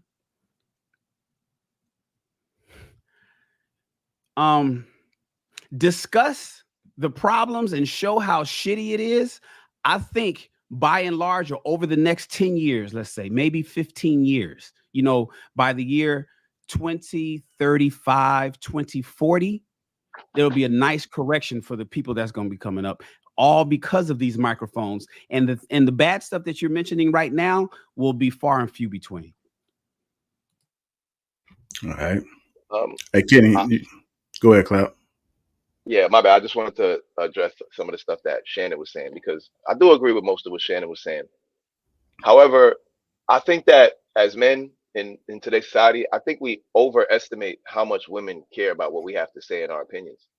Like, I understand that, like, we're a small group and we do have a lot of influence, but if you look at the people watching this, the women that are watching King Talk right now aren't the women that are doing the ratchet behavior, right?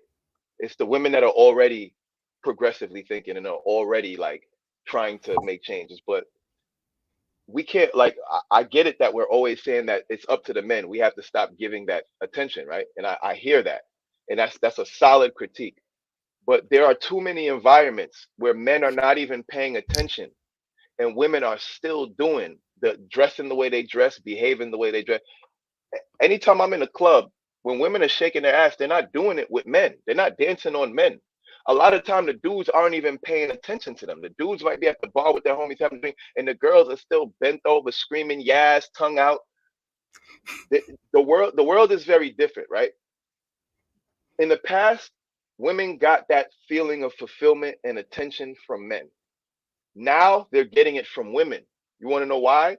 Because their homegirls, they all got jobs. First off, their homegirls are taking them out the same way men used to take them out. Their homegirls are buying them stuff the way men used to buy them stuff. They're going out with the gang the way they used to go out with men. It's a whole, like, the world is very different, and women have a much greater influence over women today than men have over women. And that's just what it is. If a new trend comes out that looks absolutely ridiculous, and every man on this panel said we don't like it, guaranteed the sales will go up.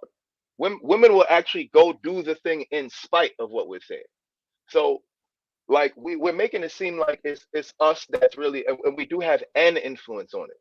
But I just think that we're vastly over exaggerating how powerful that influence is.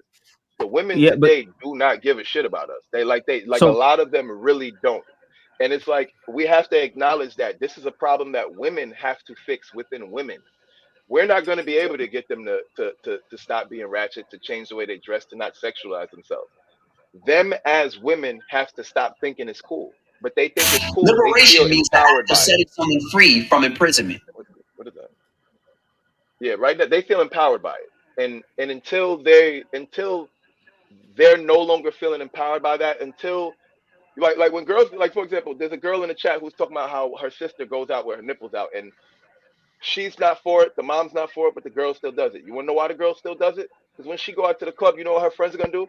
Yes, bitch, and they're gonna jiggle her titties. It's not us doing that to them.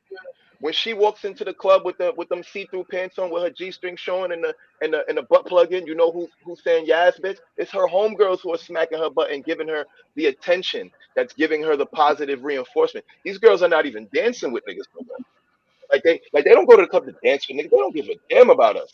So respectfully, like this is a very much a woman problem, and there's nothing that we talk about on King Talk that's gonna solve it. Women are gonna have So to value themselves to a level where they feel like, you know what? I don't want to get attention by showing off my body. I don't like the way these clothes portray me. I want to buy clothes that make me look dignified. I don't want the clothes that give me attention.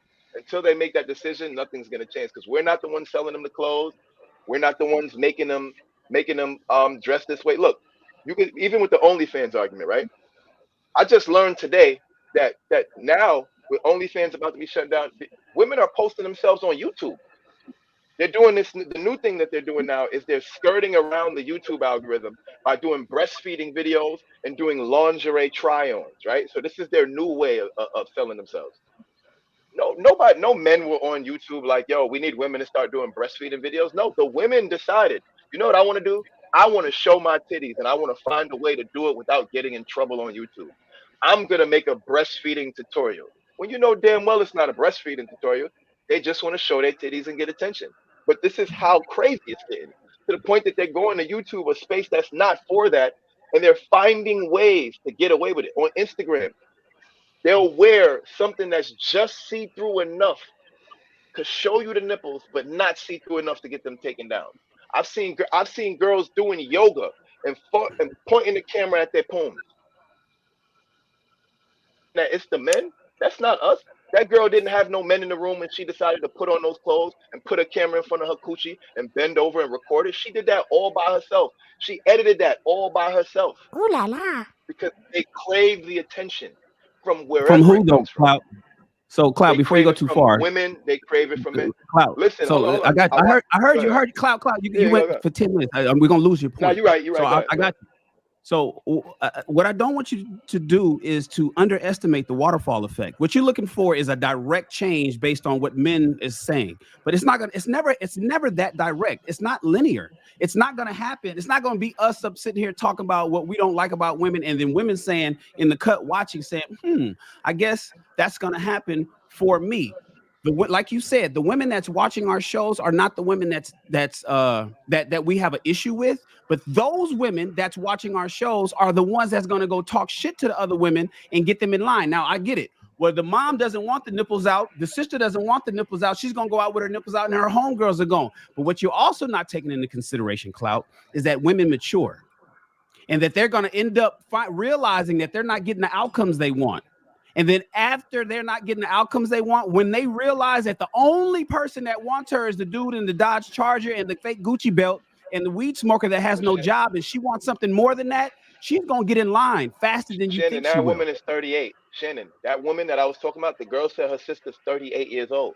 That she That's got. let her There ain't no go. more room for maturity, bro. She's gonna be. Listen, menopause Clout, is 6 years away. I addressed her. Let them go.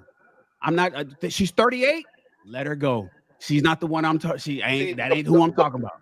Now the problem with the let them go argument is that with the let them go argument, it's like men still desire women. That's never gonna change. So we saying let them go. Men are gonna look. You want to know why? Why men are still gonna desire women. So it's like women not being the way we want them to be. It's not gonna make us not like them. Well, We're that's still attracted to them. why They're just not doing what we want them to do. That's why I need you, Clout, to have some dick discipline and show other men to have some dick discipline too. I have get it. plenty of We dick all discipline. wanna I don't chase around them type of women. I get it. Everybody want fuck, but Clout as a musical artist, it's incumbent upon you to make sure that your other artists coming up under you ain't putting out bullshit music to influence the ones that's under that. You are an influence for the men to get men right. So we got work to do too as guys. I'm not saying that we just putting it all on the women and there's nothing to do. We also have to become something that they want and then say, you can't have me unless you get in line over here. That girl that's going out with her nipples and getting her ass smacked by her homegirls, she ain't gonna do that for too long because she's gonna ultimately want kids and a family and want a nigga like you, Clout. And if we got more Clouts out there, she'll stop dancing. And then the young ones that's 18, 19, 16, 17 today won't even get to that point where the nipples is out. Like I said, 15 years from now. It's not gonna happen today, but give it to 2040. I think we're gonna have a correction. And one other thing, if I can point out real quick, Clout, you said it's a woman problem, but the dope thing about this show and this network, and I'm just going to use this little small space of YouTube as an example. From this show, from this JR space, there have been 5 additional shows added from women that are also shaming these women that are having this negative that have the negative behavior. So we have to keep up talking about it and keep shaming and seeing some of these women that are in the chat that maybe they'll start their own show and say enough is enough, because at some point enough will become enough, because truthfully, all in all, men are ignoring women, period. I saw something on Instagram the other day where the girls are in the club and they're like, why aren't the men touching us? You told us not to touch you, so we're not going to touch you. Well, I want you to touch us when we want you to touch us. No, that's not the way men work. You told us not to touch you, so we're not going to touch you. And they'll adjust their behavior according to what we like. And those that don't, those other women, you're right, it's a woman problem. They will shame them right or shame them out. All right, and it won't happen tonight. It ain't gonna happen this year. It ain't gonna happen next year. Not even in 2026. Yeah, but it's coming. Go ahead. I don't play a little more video. I do want to hear what Venus has to say. Liberation means the act of setting someone free from imprisonment. There are places where any expression of a woman's sexuality is met with extreme threat, even if she's not being sexual. America's not that place. Black women in America do not need to be liberated from a lack of sexual expression. Black women's image needs to be liberated from a sexual addiction to her body that is as old as America itself and beyond. As those so-called niggers have accepted being called niggas, some of America's historically sex trafficked victims are now accepting the idea of being glorified hoes. True. Go ahead, Venus. I love how he said that. Hi guys, can you hear me? Yeah, we can hear you. I'm sorry, I did not know it was King Talk. I just saw JR and I clicked, but I keep hearing that, so I'll make it quick. My question got messed up in my super chat, but I wanted to know, because I hear this a lot with men and women when people talk about the community, right? And they kind of go, well, forget about the adults, just focus on the kids, just focus on the kids. I always wonder why people do that. It almost sounds like it's kind of like self-defeating. Like the adults have another maybe 30 years on this planet, right? And they're going to influence a lot of people under them, right? So I don't understand, I guess, when it's like, well, forget about them. They're in the 30s, like that's 100 years old, right? Forget about them. Let's just talk to the kids. But then you're going to talk to those kids and you're going to leave. And they're still going to be subjected to the adults that they're around. So I guess I'm trying to understand, why do we say, well, let's just forget about the adults and talk to the kids? Like that, I don't understand that. So when I say it, I'm not really saying forget about the adults. What I'm saying is ignore and leave alone the women that do not want to try and find a way to fit in with your life. So by ignoring them, you have to they're going to eventually come to a point of self-reflection, and that self-reflection will lead them to question, hey, why am I single? Why don't I have a man? And then when you look around and you see your counterparts that do have men behave or act or think in this certain way, and they can explain to you, if you seek the answer, that that's what it is, then if you do still at that point want a man, you would reform. It's really hard to teach an adult a new way of living or learning or understanding. They have to seek it on their own. But with children, you can actually teach that from a clean slate plateau. So does that answer the question? Yeah, in a Yeah, in a way. way. Uh, so I have an echo. Um, but I guess I'm not even just talking about having a man. I'm talking about in general when we speak about problems in the community, it's always like overlook the adults. So I mean, I hear you, but I wasn't just talking about a relationship, I'll just tell you why, in Venus. general. Venus. So listen, I get it. It does sound self-defeating, and it is self-defeating. But this conclusion that people like me, people like Marcus have come to is because after, let me do it in computer terms. You know, when you have hardware that can take new software, but it's not willing to take the new software, you got to just get a new computer. You know, it's capable of taking to take the firmware update and to install the new operating system on how things are today. But if it's not willing to, then what do you do? You know, we say adapt or die. We should have Toys R Us today. You know, and when Amazon approached Toys R Us years ago to tell them how they should start distributing their toys, Toys R Us said, no, we're going to keep doing it the old way. Now there's no more Toys R Us. Blockbuster Video, when Netflix offered to buy Blockbuster Video, they say, no, DVDs is going to stay. DVDs are here to stay. No more Blockbuster. It's only one, the original one in the United States. Oftentimes, as Marcus just pointed out, when we are trying to work with older people like me, my homeboys, you can even see it within this election when it comes to Democrats and Republicans. When it comes to, I'm voting because she black. I don't give a fuck what she talking about. You know, just because she black, that's the reason why. It's like, wait a minute. Now, are you going to still make the same mistake that you've been making, that you see has been making, you know, don't work, and you still going to do it? Yup. Then you know what? I got to get a new computer, or I got to just put that computer out to pasture. And that's the reason why. Now, if we focus all our efforts on trying to force an upgrade to a computer that don't want to be updated, then we're taking away efforts that we can put towards the younger computers that need an operating system and is actually asking for the proper information. So I get it, it feels and it sounds really like fucked up. It's just like, you know, how you gonna just ignore the 50-year-olds? How you gonna just ignore the 45? How you gonna just ignore people that's 65? You know why? It's because half of them don't get it. And people that don't get it don't get that they don't get it. And so with that said, Right. So what about the other half of them is my question. Well, the other half is living in bliss. They're fine. The other half is married and is chilling. No, what I'm saying is, because right, you're saying there's people who are like just closed off to information, right? Mm-hmm. And then there are some people who are not.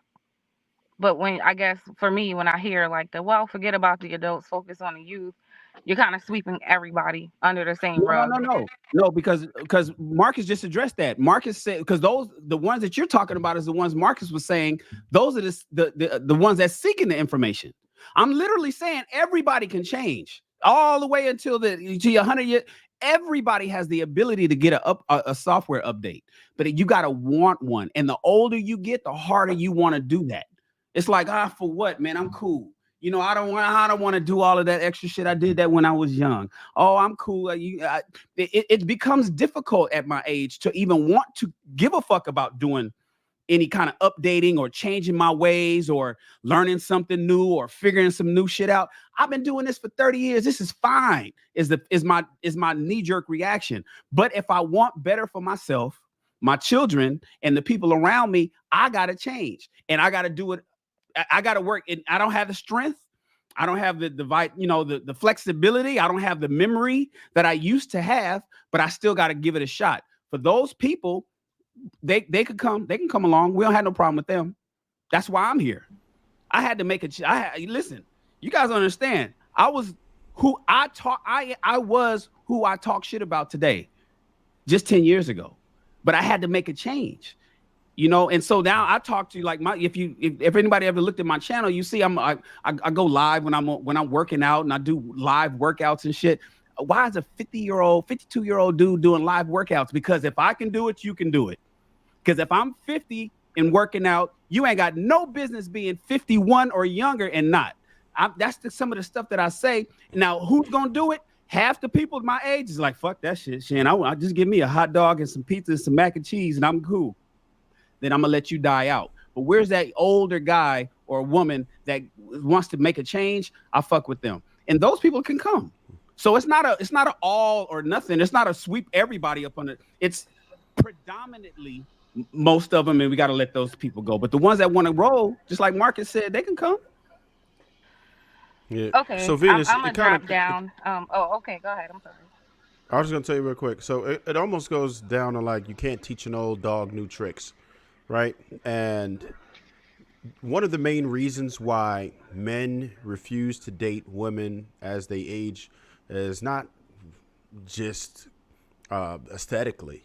It's because they're not malleable, right? They don't listen to us. They don't want to hear nothing we got to say. After you get to a certain age, you feel like, nobody can't really tell you nothing. So it's like, do you really want to put that much energy? The energy that I'm going to have to put into you to get you to listen, I could probably help 10 younger people. And that's where it's just not efficient, right? It's not efficient to chase those that ain't trying to hear it. So I'm going to say I have helped people who are older, right? 40s, 50s, all that. But a good majority of them don't want to hear it. They have to go through some serious trauma and are doing soul searching by the time they come to somebody like me or anybody on this panel. They like, damn, all right, like, okay, I give up.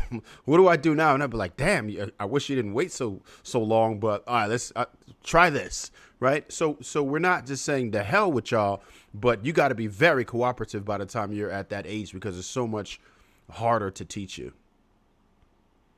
Okay, I think it makes more sense now. And yeah, sorry to impose. I'm gonna be back in the chat. All right. Shan, that analogy that you just used with the computer, absolutely spot on. It was spot on because it goes to what Trev was saying when we're talking about the letting the older people go in the computer world. If you want to keep that older computer, you have to change so many components on it to even try to upgrade it. So I can't even put I can't even put Windows 11, which now we're even on 12.6. I Yeah, can't that put Windows motherfucker. 11 on an XP machine. I got to I got to Yeah. gut the whole thing. You You Windows know what XP, I'm Windows 98, Windows 95. So I just thought that was a great analogy because I kind of chuckled. I was like, yeah, he's on it. Rock that one out, bro. All right, let's go ahead and get Kenny P and Hank in there. He must have said a lot got covered, and I'm in alignment with a lot of the talking points, especially how Shannon parsed that out. That's sensible, and I'm still stuck on girl code has to stop for this to be more effective. Those things have to be called out by the traditional woman, the conservative woman, the woman that holds standards, and stop being complicit when they see it by them and walking idly by. I'm not a big proponent on ignore them and just work on the smaller ones.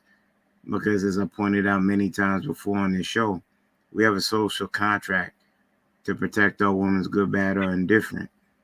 That's like saying I see a woman getting accosted because she got on some short stuff by a man and I'm supposed to just walk by and let it happen.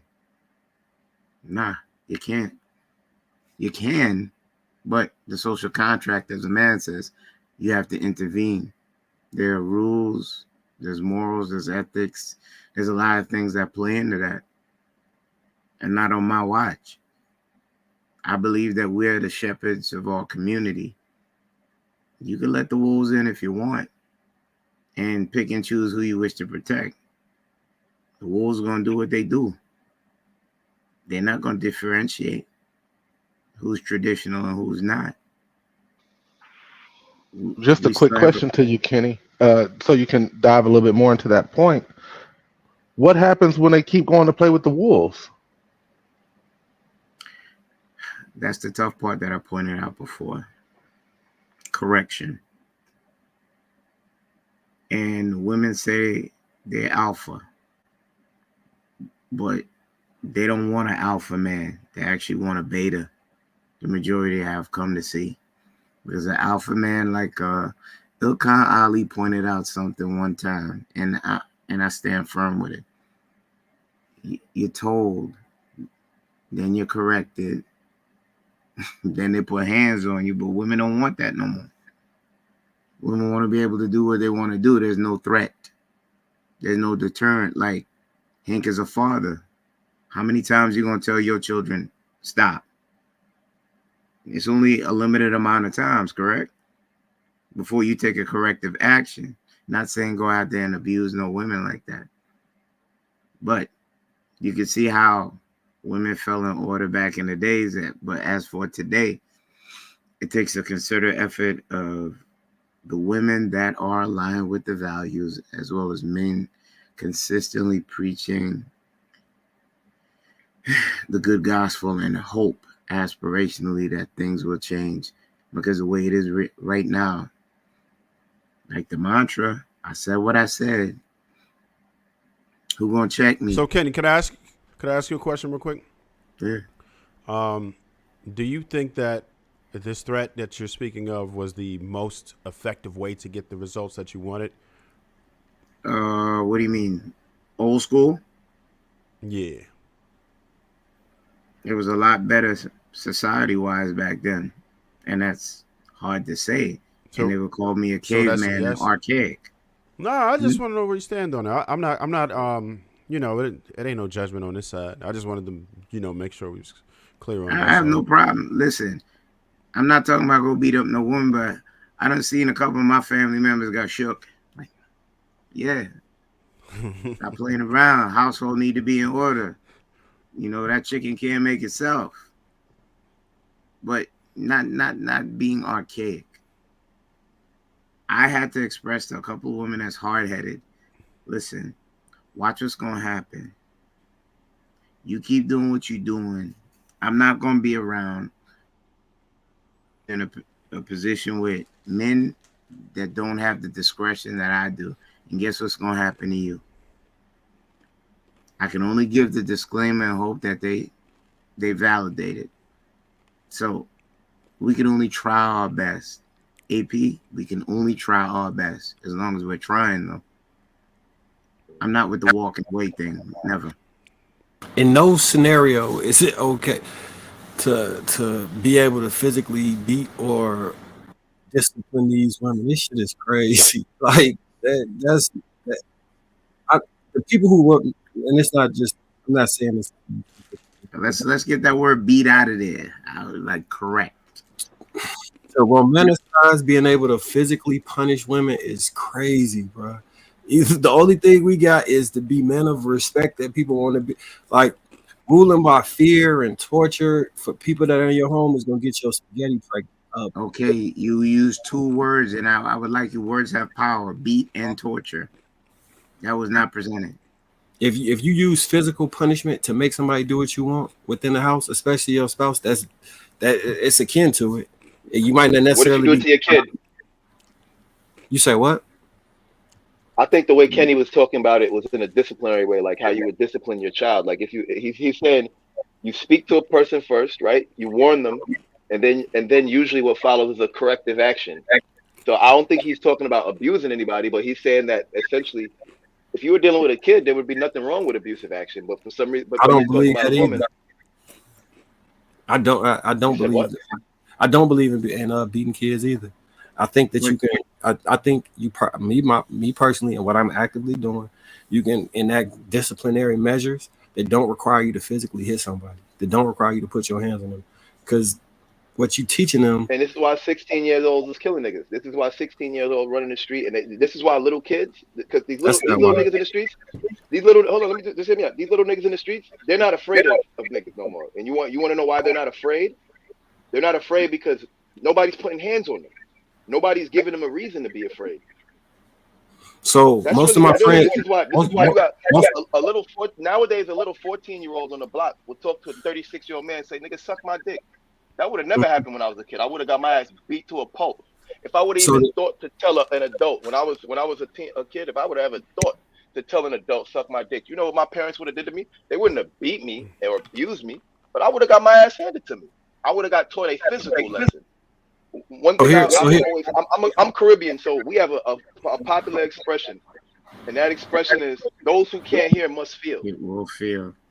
And I'm gonna okay, leave it well, at that. I'm not co-signing that. And so most of my friends growing up was wards of the state, foster care, or people who had both parents, right? So a lot of the kids that was wards of the state and foster care got beat before they was taken from their parents. They got physical punishment. And you know what? A lot of them turned out to be murderers. So that whole they murdering people because they wasn't beat. That's a fallacy. Because I know plenty of people that was whooped into submission that ended up having murder cases. Plenty. I can list like 6 right now off the top of my head. Yo, Marcus, you know what's crazy? You come from a certain cloth that there's a pecking order. And if that pecking order falls out of line, hands will get put on certain individuals within that pecking order or worse. That's true, but I'm not trying to raise my kid to get DPs on some gang shit. I'm raising kids that I'm actually spending the time to nurture, create a relationship, figure out what the issue is, create a solution based on that issue, and move forward with teaching them as opposed to just ruling by fear over them. I don't think that's an adequate measure when you're trying to raise somebody up.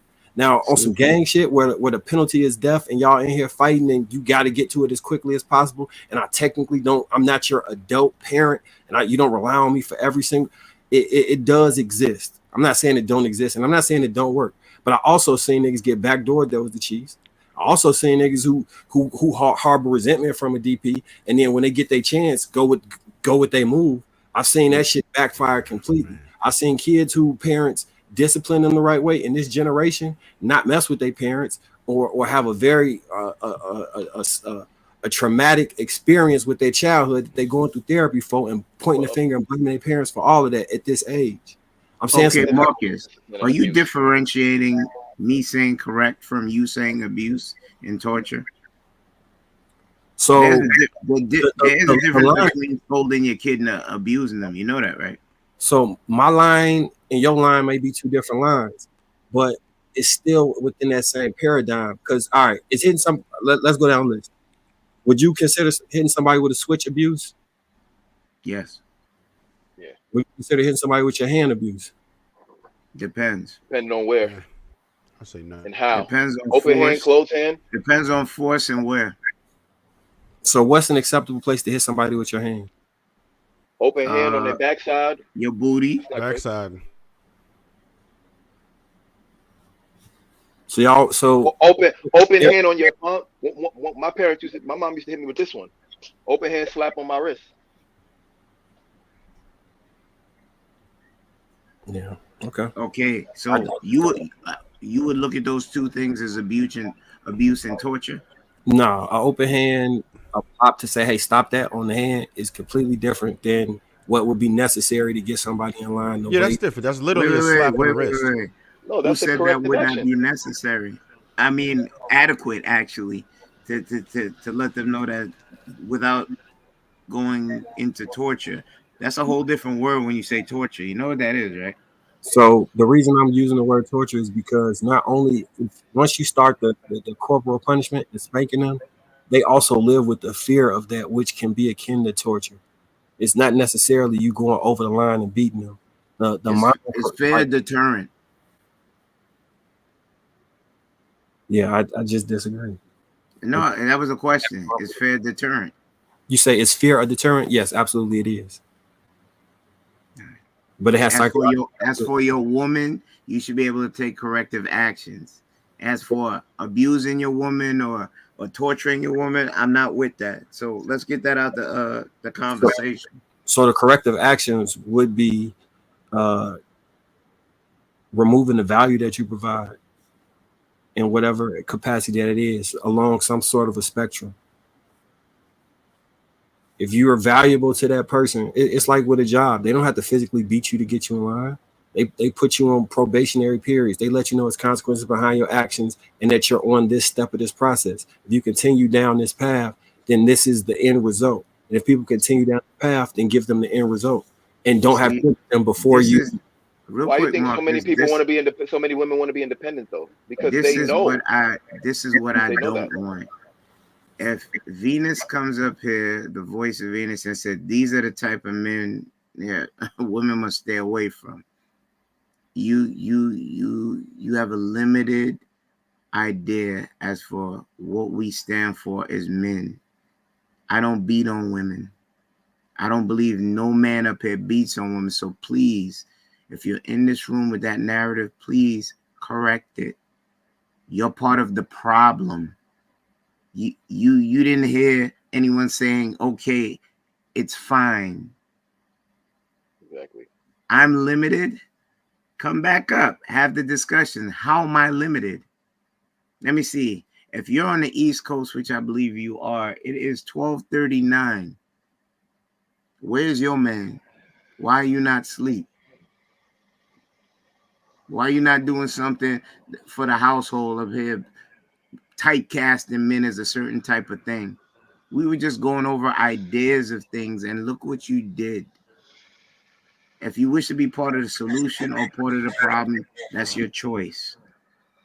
No one is advocating for women being tortured or abused or nothing like that. And see, Marcus, that's what I didn't want to happen. That's why I wanted you to pull back on those words, because you have certain females that would just jump on it. Aha, gotcha. That's what they're Wow, I about. want to beat women. And that would damage what we're doing, because But she's Kenny, actively doing it in the chat.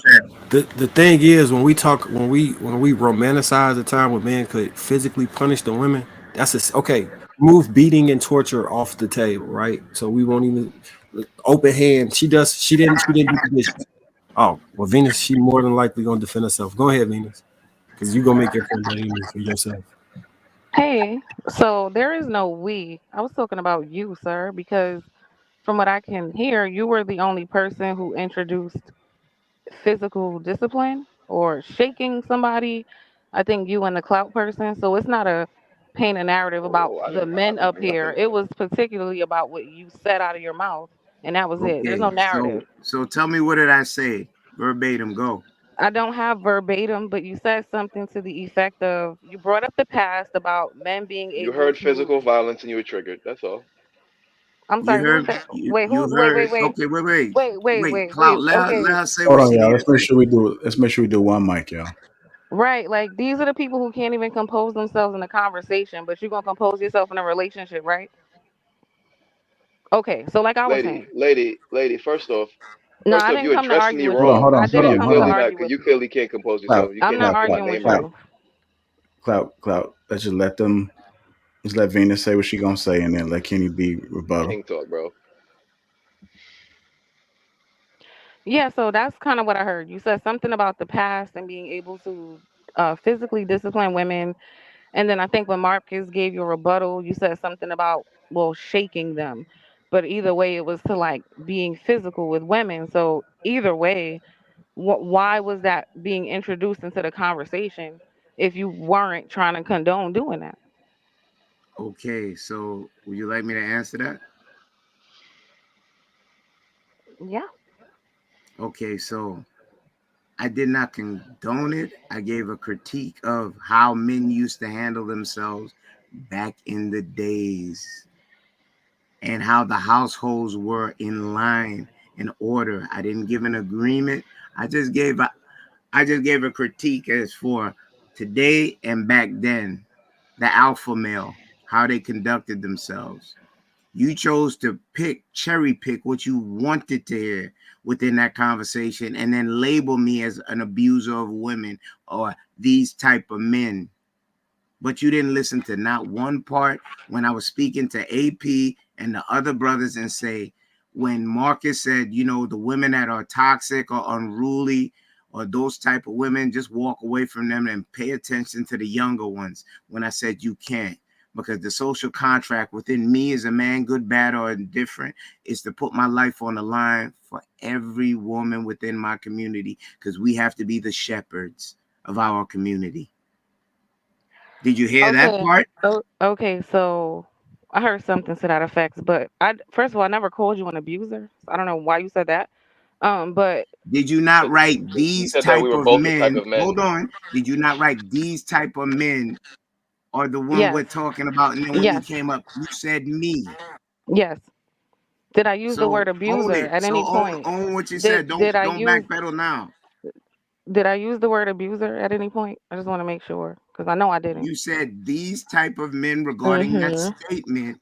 Please do not backpedal. As loud as you came up here roaring, trying to attack me and label me as a certain thing, you should be able to concede and say, maybe I did not hear all you had to say. And I You're just not cherry picked. answering All my right, so question, sir. I think a fair question would probably be when she typed that message, what exactly did she mean? What exactly did you mean, Miss Venus? What exactly did you mean when you What? said, you could shake a woman? What did you Not a mean? question. I did not say that. He didn't say And that. see, you're a poor listener. I gave a comparative of how Okay, alpha so men. She not even trying to hear. no, I heard you. I want to just ask, what was the intention behind that statement? Like, what would because you said I was just giving it a critique, but it had nothing to do with present day, right? So, what was your intention when you introduced that to the conversation?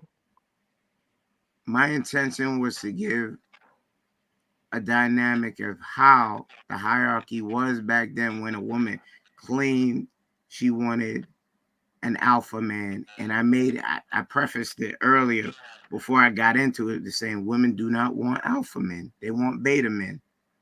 And I said, if they want alpha men, they have to go back to those days when those type of men ran the household and they talked to you, they corrected you, then they put hands on you. And it's sad to say that those households did run better because there was a definite fear in the household. Right. Did So you I don't agree? What? so you don't understand how when you make those statements, you are condoning that behavior. How am I How? condoning if I made a comparative? Did I say I agreed with it? Or I Well, just when gave a you dynamic He's saying that of that's what y'all as women don't want. He's saying that y'all well, don't want those type of men. You well, guys don't want authoritative men. You guys when prefer men that are non-authoritative. when you say we have to admit those houses were ran better, you are condoning. You're saying this is the way. Do you understand that that's how that is? no, No, that's that's saying how those are different results. He's saying that those the are results different are different. results. It's not saying that one is a I preference did or one is not better. It's saying co-sign it. they're different results. But I guarantee you, if this is one thing, I guarantee you wouldn't be having as much sexy resin women wearing spandex, being out of place, being sexualized, over sexual in these streets if that dynamic took place. Yes or no? Again, what would be the point in you saying that? You're not even wanting to answer a question. You just want a mic so that you can freestyle. Sir, I'm on You just topic. There is no freestyle. Like what are you talking about? so what I just said right there lacked clarity. Yeah, you lost me. I don't know. I don't know. If I All if right, I all can right, So jump hold Kenny, on, if I can jump in just real quick, hold on. just real okay. All right, I'm gonna let AP jump in and let me just see what MJ have to say. Go ahead, AP. So Kenny and about what you said and how you said it, and I thought you were getting to a point, which is why I haven't said a word.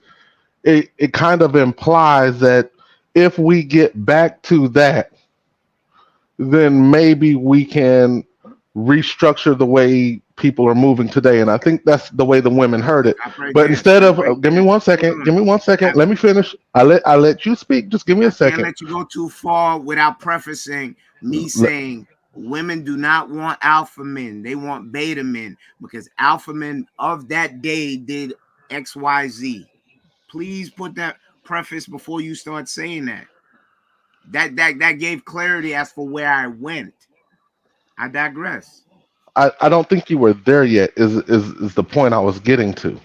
Because the back and forth you and Marcus was having was, in my opinion, a very healthy dialogue, and had I think Venus waited for that conversation to end, I think more clarity would have been shed on what you were trying to say.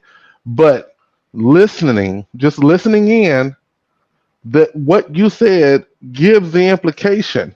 But again, just let the conversation flow the way it's going to flow so y'all can get to the end of it. But it does imply, regardless if we're talking about, if you preface it with they don't want those kind of alpha men to suggest that the alpha men now are going to be any different. But y'all didn't get to the end of that. You and Marcus didn't get to the end of that conversation. But it does imply that, maybe if households would be run better if we could return to a sense of that.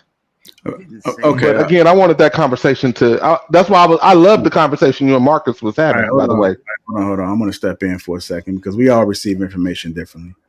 And that's why it's important if you want to understand something, then maybe you go directly to the person and you ask them to clarify what it is that they meant so that we don't keep going around in circles. I think when Venus came up and she basically stated her piece, Kenny clarified that wasn't what he meant. And this is what I meant. And he gave context. Even when people give context, sometimes people still may not understand it. And then you might have to ask for additional context or a better understanding. Or maybe somebody else can explain it better on the panel for that person to be able to receive it. So I don't from what it sounds like is that Kenny P is not saying that. And I don't think we're really going to get nowhere with it by going back and forth. There's no way, shape, or form I was condoning that. I preface. Women do not want that alpha man. They prefer beta men. If they dealt with the alpha man of the past, these things were prevalent within those relationships. I did not say that is something that I adhere to, that I put my stamp of approval to, but you took your time in those comments to automatically cherry pick what you wanted to hear and label me as one of those type of men. And I do want to say this, as well too, because like even with you saying that too, Kenny P, and it's just the way the world is and the way people are. There's still going to be some people that are going to hear what they want to hear, and they're going to take that as you saying that, and there's nothing you can do about it. If they want to reach you personally and say, "Hey, what did you mean?" then you can clarify. But for the people that's just listening, there are going to be some people even outside of Venus they may think the same thing as well. But now that you stated your piece, if people listen and they get past a 2 hour and a 15-minute mark, then they will hear you clarify that that's not what you meant. So it is what it is at this point. Go ahead, MJ. Hello, panel. Thank you for letting me on. I just want to say thank you, Kenny, for clarifying and me actually hearing that this is not something that you believe in, but this is something that you was dating back to what kind of worked and what you think those particular type of men is not what women today are trying to be involved with. I do wish that we would talk about other type of alpha males. I mean, because I had a grandfather, I had a great grandfather, and they were not those type of men that you're talking about who rule with an iron fist, that there was a threat of being abused or being hit to be in line. They actually ruled their house in love, and they were revered by the women in that household. So there is other ways that we could do it, but I am in total agreement that used to happen a lot back in the days. And we can tell that that didn't work. That's why we had feminism. That's why we had second wave feminism. There is reports from back in the day of a lot of marital abuse, whether it's sexual, whether it's physical. These are things that were happening to women back then. And there was a reason why they had to speak out. So yes, those households look from the outside, the optics look like they were in control. But there was a lot of things that was happening psychologically in that household, not only with the women, but with the children too. Because the children was also viewing and seeing those things happening, and they was picking up those traits and carrying on. And now we have generations of generations who believe talking to each other disrespectfully on both sides, cursing each other out, talking about each other's family members and stuff, stealing from each other, hiding from each other, abusing each other, any forms of emotional abuse. We are now carrying it along because we just thought, well, if it's in my household and I'm the ruler of my household, nobody gets to say so in my household, everything's okay. We want to step away from that. I think that we are all intelligent enough to know that there are certain things that we do not have to do in our relationship today to get the results that we want, right? And I believe men have value. So if you have value, if a woman is not going to align with your plan, instead of trying to force that woman, leave that woman and go with the woman that is with your plan. That is simple, very, very simple. But when you start to turn now to coerce a woman to follow your plan, then that means you don't even believe in your value yourself. You're contradicting your own self at that point. If you have what you have to offer, nobody can take that away from you. Isn't that what you say to us women? We need to know our value. Nobody should be able to take that away from you. So it has to go on both sides. And I'll drop the mic from there. All right, hold on. Before Cloud go, let me get Hank in there. I know he got to go real. So go ahead, Hank. Did you want to respond? Want to speak on anything? Well, my thing is, fuck the older people.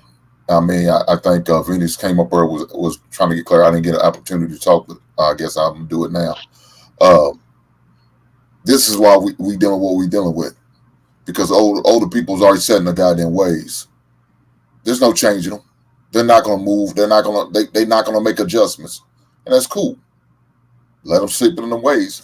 That's why we need to talk to the youth. That's why we need to influence the youth and have conversations with the youth and change them. Allow them to see the difference. Allow them to see something better. Teach them better. Show them better.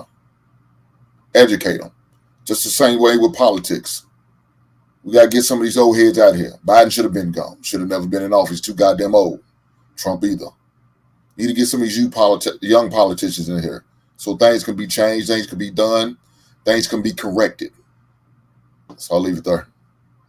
All right. I wanted to say, like, I think I don't know, Kenny. You could correct me if I'm wrong, but I wanna kind of clarify what you were saying and the way I saw it. Right.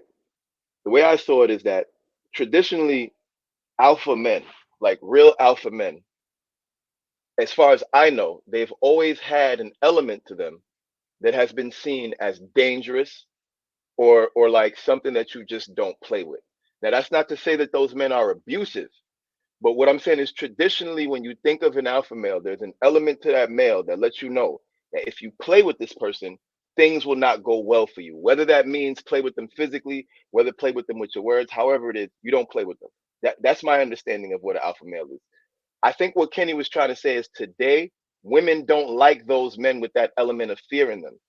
They prefer men that don't have that element of fear, that don't have that element of that little scariness. Every man should have a little bit of scariness, because I think that scariness tells people like, yo, when he says something, I need to listen because this person's not a joke. And I think that women today are deferring more towards beta males, like Kenny said, which is men that don't have that little ounce of danger in them. And I think the reason why, and I think the result is what MJ was talking about. She said today, men and women are cursing at each other, talking to each other crazy at each other's names. And I think what Kenny's basically trying to say is in the past, that would never happen because there was a low level, there was some type of fear.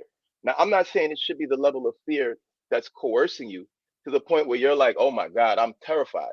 But it's kind of like the Bible says to fear God. There's a certain level of healthy fear that creates authority and respect. And when you don't have that, you end up having complete chaos. And I want to use the police as an example, even though I know the police are a sensitive topic, but I want to use the police as an example because obviously we don't want the police killing innocent people. We obviously don't want them shooting unarmed people. But let's be real. If the police didn't have guns, there will be no order. The reason why there's order at all, any order, is because you see those men with guns on their hip. And when you see that gun, it's a subtle reminder that shit could go left if you don't fall in line. It's a subtle reminder. Now, you can find the nicest cop in the world, the most respectful, most kind, loving, caring cop in the world. And guess what? He still has a gun on his hip. And that's never going to change. That gun on his hip is what lets you know don't play. So at the same time, I think what he's saying is that men today are missing a certain element of masculinity that inspires a certain level of respect. And there's a certain level of respect that is aligned. There's a certain level of respect that's right, where there's a thin line between that level of respect and fear. And I think that's what he's talking about. I don't So think any man should be domineering over a woman, but I'm just saying that men today do not carry themselves in a way that strikes fear in women at all. So so now, so when you're dealing with a woman, there's women who feel like they could talk to you anyway, and they don't realize that the men that they're talking to are dangerous. They don't realize that. Like so they just, but yeah, I'm a lend there. so I want to use your example like with the police, right? If you look at the relationship between the people who feel supported by the police, like the Blue Lives Matter crowd, right?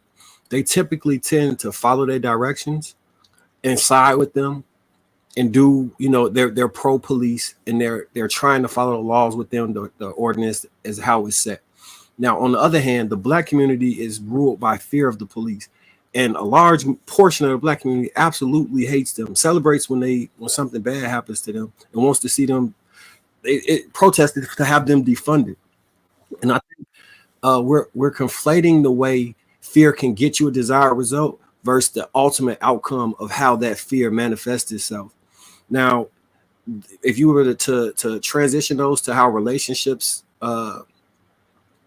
the interactions during relationships, what I'm saying is by creating the healthy dynamic that the people who have the Blue Lives Matter people have with the police, you get healthy interactions and you can get compliance through respect. The relationship with the black community and the police is one of fear. And even if you're not having an interaction with the police and they're not doing anything negative to you, there's still a layer of fear in there that can be traumatic to someone. And that ultimately will never end in a positive relationship between those two. And like That's because of abuse. but they, yeah, I would agree. I would agree. So I But would when agree you with get you there. I think if abuse is present, then obviously there will be an unhealthy fear. I 100,000 million% agree with you. If you got police that are out there frisking everybody for no reason, they shooting people for no reason, then obviously there's going to be an unhealthy fear of police. But what I'm saying is, even in the communities where they have great relationships with the cops, even in those communities, let's imagine the whitest neighborhood you've ever thought of. Blue Lives Matter. Every cop is white. Everyone's related. They all know each other. Those cops still got guns, bro. So I'm just saying that there's a healthy level of danger that that's necessary for authority. Cops have to have weapons. If cops did not have weapons, this country wouldn't work. Now, do I think that you should be kind? Absolutely. But I just think that women today don't look at men with the same reverence women of the past do. I think women of the past would think, let me not say something disrespectful to this man because this could go bad for me. I think women today don't have that chip. There's something in their Man, mind that goes, I could say So what I want. Cloud, I I could got do what I want because at the end of the day, this nigga ain't gonna do shit no way. He ain't gonna do nothing. I can say what I feel. And Cloud. I think if there was, and I'm not saying any man should put their hands on women. I'm just saying if there was that little air of danger, I think that might actually help the relationships for women to be like, you know what? This nigga's like 6 foot something, 200 pounds. Maybe I shouldn't call him a bitch ass nigga. You know what I mean? so Cloud, Like So this Cloud, nigga's Cloud, that raising fear his voice. that He's clearly upset. He's clearly upset. Maybe as a woman, I should put my arm on his shoulder and calm him down because this is a dangerous being I'm dealing with, and I have to respect that. But the so women today are not respecting Cloud. the danger that men are capable of, so and I Cloud, think the punishment that you're Uh, speaking of, the danger, that's the aspect of removing yourself from the relationship or not no longer providing the protection that what happens when you have a wife, bro, and kids? You can't just remove yeah, yourself. So that Cloud, the question that I was asking is what is that fear of? What is the healthy fear they should have of the fear of what consequence? What I don't think consequence the fear should they should have be a fear necessarily of of? a particular consequence, but But it has to but be. my, What are I you can afraid only of? hmm, I don't. right. It's hard to define. I'm gonna tell you why it's hard to define because like when I was young, I can only use my pops as an example, right? There's a certain tone he spoke with that let me know he wasn't playing. Now that tone didn't mean he was gonna punch me in my shit. It didn't mean he was gonna beat me unconscious, but I knew that there was a possibility that something physical could happen that I wouldn't like. So because I respected his physical presence, and I respected what he was capable of, I knew not to cross lines with my father. I showed my father the utmost respect because I knew I respected what he was, and that was a grown ass man. I respected the power of that and what that Can I say capability was. And as a something? young boy, So Claude, I wouldn't play Yeah. with that. I dig that. Yeah. After Claude, I Venus, dig that I part would like because to say something, please. Please. I was Go only ahead. gonna say something real quick. So, Cloud, I grew up in a Caribbean household too, so I understand that particular fare well, but it doesn't translate the same with the relationship, right? So I just wanted to know clearly, like what, because I understand with father son, that makes sense, but what is it that the female should be afraid of specifically? That's all I'm trying to get. Like, Being what is it that she disrespectful. should She be should be in fear afraid of? of being No, no, disrespectful no. because What's the consequence that she's supposed to be afraid of specifically as a female on the other side of the relationship? I think today the only consequence is walking away, obviously. That's the only And you consequence can't, we could do anyway. That's the only and you option is can't. walking away. Wait. You can't even do that because I mean, if you got kids in the I'm gonna family put now, you you're on stuck. child You support. I'm gonna get you for half your alimony. stuff. I'm gonna do this, and I'm gonna ruin your life. So, like I said, the rules favor them. I never say anything about beating on no woman. A woman should have a natural fear of getting up in a man's face and wishing to get aggressive because it can go bad. She should have a Yeah, because natural, that makes okay, if sense. you want me to say it, she should have a natural fear about being up in a man's face, hitting a man and doing something and expect nothing to happen. So Kenny P, it sounds like we have nothing. We have nothing in our at our disposal for women to be afraid of. Right? We're eliminating the And physical aspect because that's just not This doesn't practical. give us Right? authority. and But we can't after even after leave if after marriage and children because you're after screwed. after I So made my comparative, not the one that supposedly I condoned. In closing, I no, I dig said that. the only thing that we could do is be aspirational and keep trying. That's what I said to AP. Keep No, trying. I dig I didn't that. say anything about beating, subjugation, anything. I said you got to keep No, no, no. trying. I wasn't saying that. I was just because No, that's no, why I no, asked you no, earlier Trev. for I clarity. wanted to be But heard because when I was saying that, a certain female that's up here was trying to label me as something, cherry No, but she picking she what she she understood you eventually. chose. I said the only thing that in closing, I said the only thing you could do is keep trying. That's why so you're I got on my brother Marcus. Stop and look at where we at.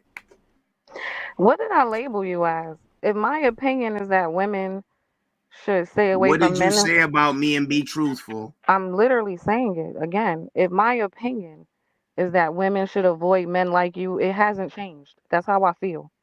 I didn't label you as anything. I just, the way you think, I deem a problematic personally, right? I'm Okay. just one person, but that's how I feel. So what about just for clarity, because maybe I didn't catch it. What about me women should stay away from?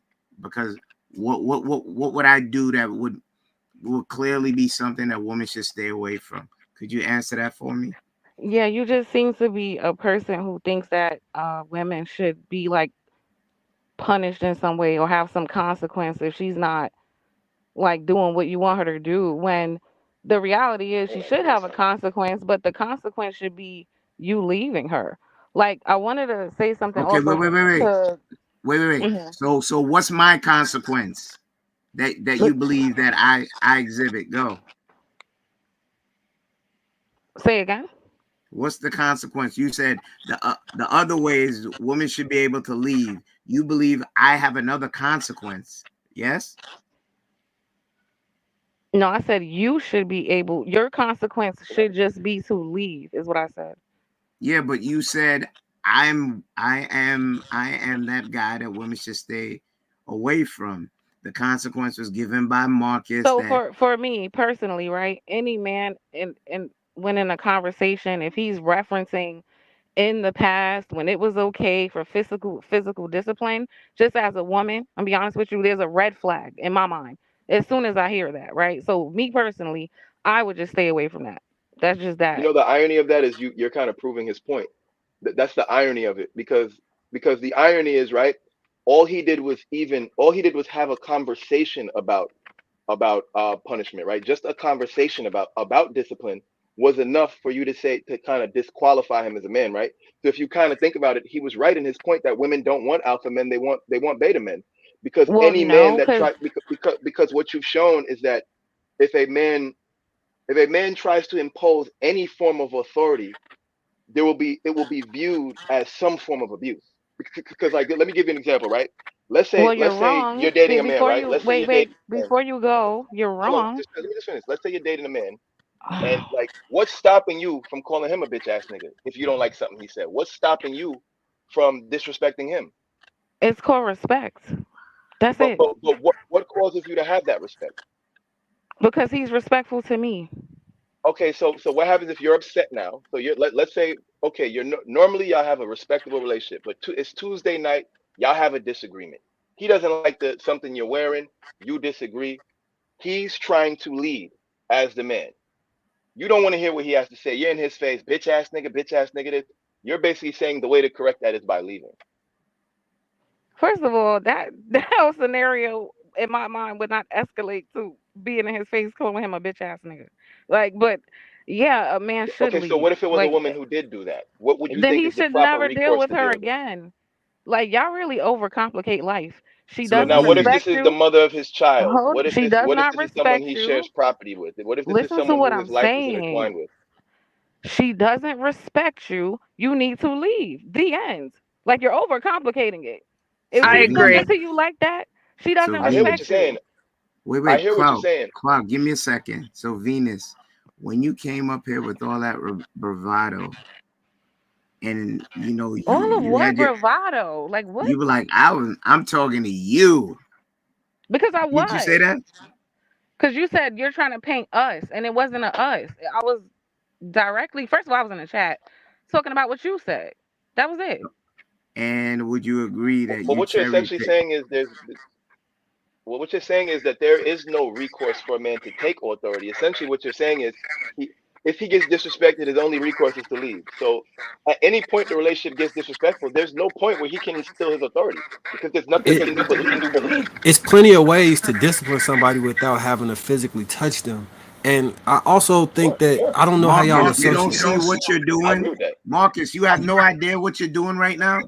I'm arguing the point, No, and you're not. You empowering them. You're putting a battery in their back. I agree with her. So, what parts do you agree? So, all Because right. she So I'll say typecast me as a exactly. certain type of man. So let me No, hear I'm you not talking expound about on that that. point. Hold on. This is a real question. Person, Is it ever appropriate? Is understand there my ever a situation conversation. where a human needs to be disciplined physically? Let's not make it men and women. Let's have a real conversation here. Is there any circumstances, right, where a human being deserves to be disciplined physically? Does that exist in your mind or not, Marcus? You don't Human see the beings, not man problem or that women, you're just human. fixated on, So, like physically disciplining somebody. Marcus, May so I Marcus, say hold on, let me something? finish talking to Marcus. Hold Marcus, on, let's y'all. We ask got me to you in get the some street. order on the one Let's mic. say me and you Yeah. was in the street, Marcus, as men, Mhm. right? And I disrespect you. Mhm. Do you believe that the best way to deal with the disrespect is to just walk away, or do you feel that there could be a point where the only way to correct this is physically? Do you I believe that believe that that. happens? No, I believe the only way to correct it would be physically, right? And I So also you Okay, understand. sound like a so wait, hold on. hypocrite. So they're not. You Hold on. That's sound it. like a I want to pause hypocrite. you there. Can I Men finish could my be statement? corrected. Children could be Hold corrected. on, A y'all. woman Like, y'all got can't. to let Marcus finish. I got to let Marcus finish his Wow. point. So I think so. No, I asked him that question to get back to a point. So I just think that the overall point that Kenny was trying to make is that we accept that in reality, in the world, in interpersonal relationships, physicality is often a way to get a person to show respect. Like, we understand that as men. And what he's just saying is that what he's saying is that in the old times, women understood that physicality in men and didn't provoke that physicality in men because that physicality was something they were afraid of. I think what he's saying now Exactly. is that women not only do they not respect that physicality in men, but what he's also saying is that they deliberately avoid men that have that because they don't want any authority at all. I think that's what he's trying to say. Meaning, like, if the dude even talks with a little bass in his voice, she's not gonna want to rock with him. You want to know why? Because she's gonna say, "Oh, you're sassy," or "You're the type of man that," the same way she just did with Kenny. You get what I'm saying? Okay. Okay. Anytime So a man displays a All type of right, y'all. authority and an alpha We got to way, make sure we sharing the mic, y'all. Okay, so to answer the question, the way that it's being heard, right? One, it's a conflation between saying that men who instill fear, physical fear in a family are alpha males. I think that's a gross misrepresentation of that term. Even though it's not a real thing, I don't think that means that you're an alpha male because you have Was that how it was said? Let me finish my statement. That I'm clarifying on this. That does not mean that you're an alpha male because you can be the lowliest of men and hit women. So that doesn't change the fact of that. And to your point, Clout, about women don't want men that can exercise authority. I think that's the complete opposite. I believe women do respect and want men that they feel can exercise authority. They don't want men they feel are going to physically exercise their authority over them. The power that you exude as a man creates a relationship of respect, and that respect demands and commands authority without you ever having to raise your hand or technically your voice at the woman in order to get that type of compliance. It's built through other metrics like trust, reliability, and security.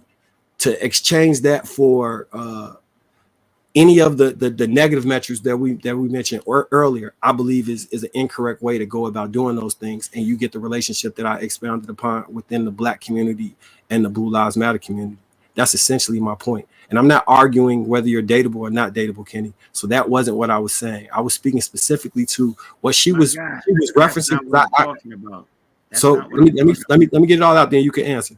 What she was referencing is the ideology that so women are in a position where they have to select a man, right, that they feel is going to protect them and provide for them in a secure manner where they'll be safe. Because submission is one of the most vulnerable things a woman can ever do, especially complete submission where she trusts you on whatever path you're going down. And in order to do so, what they would hear in that, like in a statement where you're saying in the past this is how it worked and they got better results, even though you may not be saying that, it comes off to somebody listening as, hey, I would like better results from a time when that was possible. And in order to move forward without even entertaining that idea, you got to kind of take that whole concept out of your brain, because that would be similar to white men saying to us, well, to get Black people to act better, we just got to put them back in slavery. It was better back in slavery times. It's how they hear that. That's extreme. That's how, but that is how they hear it. It's what I'm trying to make you understand. That's how they hear it. The verbiage being used is so extreme in comparison to the original verbiage used that I understand why he feels like you're empowering them, because it's like the verbiage you're using isn't the same verbiage that both men and him said. That's not what he said. No, he didn't say that at all. I'm not putting that on him. What I'm saying is when you have a conversation and people are listening to the context, that comes off as a dog whistle to that type of a interaction. Okay, that's what you understand now? Yeah. Yeah, I think that there's many different metrics of how you can garnish respect, right? And it doesn't have to lead to that. As I said, as an example, my grandfather, my great grandfather was highly respected by all women folk in the house. The fear that you guys are talking about, the fear that they had was them walking away, them not having that protection, them not having that love, them not having that understanding. They're not having that person who will bring wisdom and sit around with the grandkids and take them all out to go fishing and learn how to fly fish and stuff like that. That was the fear that the women folk in my household was like, we don't want to lose this type of man. This man is a treasure. The fear of you talking about when in reference to what police do, that was the reason why women was leaving their relationships. You can even ask some of the older women today who are now divorced or they're widow. Ask them if they want to be married again. And most of them have said no, because they have already lived a lifetime of a situation that they had to endure, because they was in a point where they didn't have the rights to say anything. They didn't have the rights to stand up for themselves. They didn't have the finances to remove themselves. And these are the You keep things referencing that examples of abuse though, and I feel like that's why that's where the disconnect is coming, because all of the hold on 1 references you're second, using are abusive examples. Sir, hold on. There's One mic. Mr. Clout, there's different forms of abuse, okay?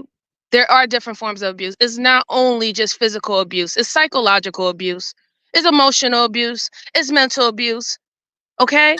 Those Financial. also Right. financial, those things, these are But what other I'm trying to forms say of is not all abuse. discipline is abuse. That's what I'm trying. That's what we're trying to We're differentiate. not But trying, I don't think that listen, y'all understand that. but listen, this is what I'm trying to say. Let me ask you something, Mr. Cloud. I don't know if you're married. I don't know if you're in a relationship, but did you force whoever your significant other is to be in a relationship with you? Or did she No, willingly go? she willingly was in a relationship with me. All right then. So why can't But you she look what you're doing. Like wait? we were never No, talking about force. I'm So asking you a why are you bringing question. up force? I'm not bringing up nothing. I'm just saying, if she was willingly to accept being in a relationship with you, then why now in the relationship you have to have authoritative? Why you I'm didn't gonna show tell you that why. authoritative presently? Why you didn't I'm gonna show that tell in you the why. Let me answer you. Authority is necessary to create boundaries. So, for example, if I'm talking to my girl and she calls me a bitch ass nigga, you know what I'm gonna say to her? I'm gonna look her dead in the eyes and be like, "Who the fuck you think you talking to? Watch your fucking mouth." That's what I'm gonna tell her. And when she hears that bass in my voice and I look her dead in the eye with that attitude, you know she's gonna know. You know what? Maybe I shouldn't talk to this nigga like that. I'm not gonna whoop her ass. I'm not gonna do nothing to her. But she will hear some sternness. She will get talked to differently. She's gonna know I'm not the nigga to talk to like that. You should know that. Why would okay? you And want to what date about her? somebody And who what was talks her to you like boundary? that? She's gonna understand. She's gonna understand that there's an element of danger to me, and so there's certain lines not to cross. So Wait, but Because again, I'm a why what date is man. that somebody who danger? talks to So you what that is the way? danger? Well, So what's what the is the point of that? danger? The What No, was the but danger why is danger? even that date her? Look, look, Like, if look, somebody's look, willing to look, talk to you you like gotta, you that, gotta why hold look, would on. you You stay? look, gotta, Like, you gotta I don't get it. look. Hold on, y'all. One mic, y'all. One listen. mic. First off, I'm gonna answer the question why you date her. When you date people, people don't start off disrespectful. Relationships build over time, and when people have heated conversations, disagreements, sometimes disrespect comes into play, and that's when you have to treat people how to treat you. So if she gets disrespectful with me, yo, watch your mouth. That's gonna be the correction. That's a discipline. Now, that might sound a little mean, it might sound a little harsh, but that little bit of harshness is necessary to let her know that she's crossed the line. So that's Okay, all so, I'm trying to say is that all there's a right, that's big that's now. that's Now I'm fine. not But just gonna Mr. look at a woman and be like, "You a bitch, shut your fucking mouth." Hole. Now that would be verbal abuse, right? Okay, but But if Mr. she Clout. talks to me crazy, she gonna get some spice back, and that's not verbal Okay, abuse. so Mr. Clouds, have you ever crossed her boundaries, and what was her level of how she let you know that you're crossing her boundaries? If I ever, for example, well, women it seems have no problem hitting niggas when they cross their boundaries. So, for example, if I was to call a woman out of her name, I know I'm liable to get slapped. I know that as a fact. I don't call women out their No, name. no, I no. don't do I'm certain not. things I'm for not because I talking. know. I'm telling you what the I'm Mr. telling you. Cloud, You want not an answer? every woman, put their hands on a man. So see, like again, that's that collective thinking that this is what all women are No. doing to I'm just disrespect telling you men. that I do. I'm not saying every woman puts their hands on a man. However, I do understand that women are physical beings, and I do understand that there's certain things you could say to a woman that might want to make her slap you, right?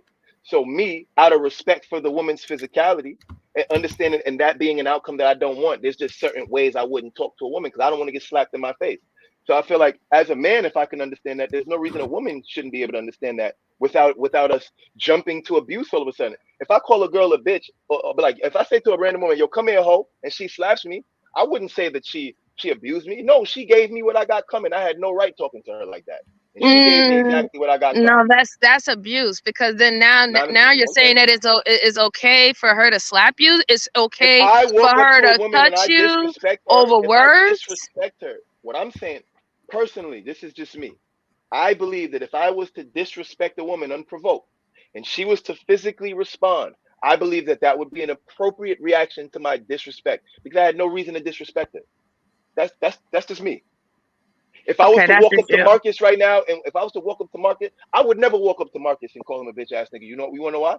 Marcus is like 6 something, and I would be terrified that I would get my ass beat. And Dead see, ass. this is what And women that's are healthy. reading. I But believe that no, that is no, it's not. healthy It's not because healthy. It's that is really not. why. It's not healthy. No, no. It's I'm gonna actually it's tell you why very it's healthy. I'm gonna toxic tell you why when it's women hear healthy. these things I'm gonna because tell of you the why it's simple healthy. fact. I'm gonna tell you why it's healthy, MJ. That little bit of danger is why none of us men on this panel disrespect each other. We all have heated conversations and we don't call each other out our name. You want to know why? Because eventually we all know somebody's gonna be like, "Yo, nigga, oh word, that's how you feel. Pull up, nigga. What's up?" So we all understand that physical violence is how the world works. So I don't know why when we bring it up, people make it seem like only But abusive the men talk simple about fact physical violence. is It's that a real phenomenon. but Mr. Do Clout, you the have reason kids? is that you Do you have kids, understand. MJ? I have a son. Yes, I do. Sir, Have you can you ever have you listen a ever little bit gave But your you're not. ga- though? But you're have you not. ever given Listen. your Wait, son can You're pow you pow? listen Have too? you ever Can you given your son listen? a pow Hold on, pow? y'all. One mic, just y'all. One mic. One mic. just listen to 1 second, Mr. Clout. What I'm trying to say is that comes off to women as a red flag because you're trying to use how you would deal with other men who might have equal or maybe even a little bit more strength than you, the way how you would diffuse the situation, knowing that another man can either get the best of you. You want to use that same type of logic on what you would consider woman, the lesser vessel. That is why No, it I brings don't. as a It's not no. about being the Listen lesser for a vessel. second, Mr. Cloud. I'm I not hear you. I saying. hear you.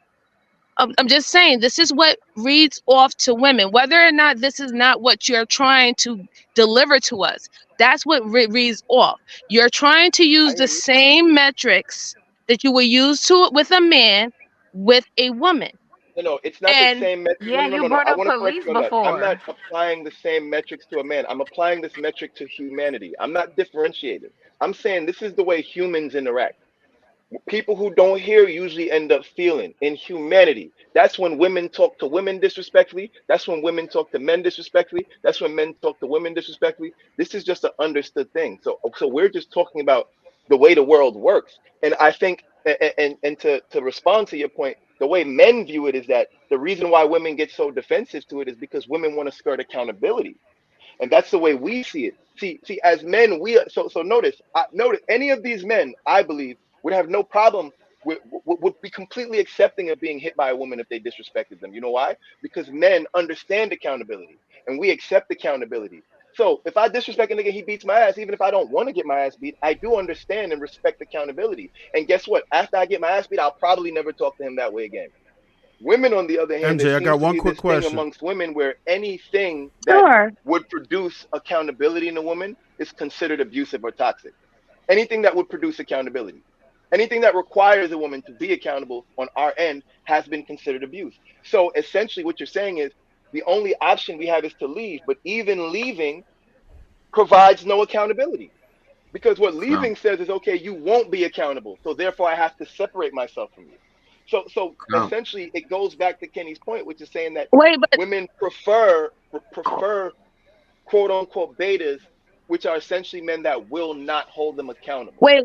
Well, my That's question it. is, Mr. Clout, why do you think that leaving, if you're of a man of value and that your presence will be missed, why do you think by leaving is not being held accountable for the other woman?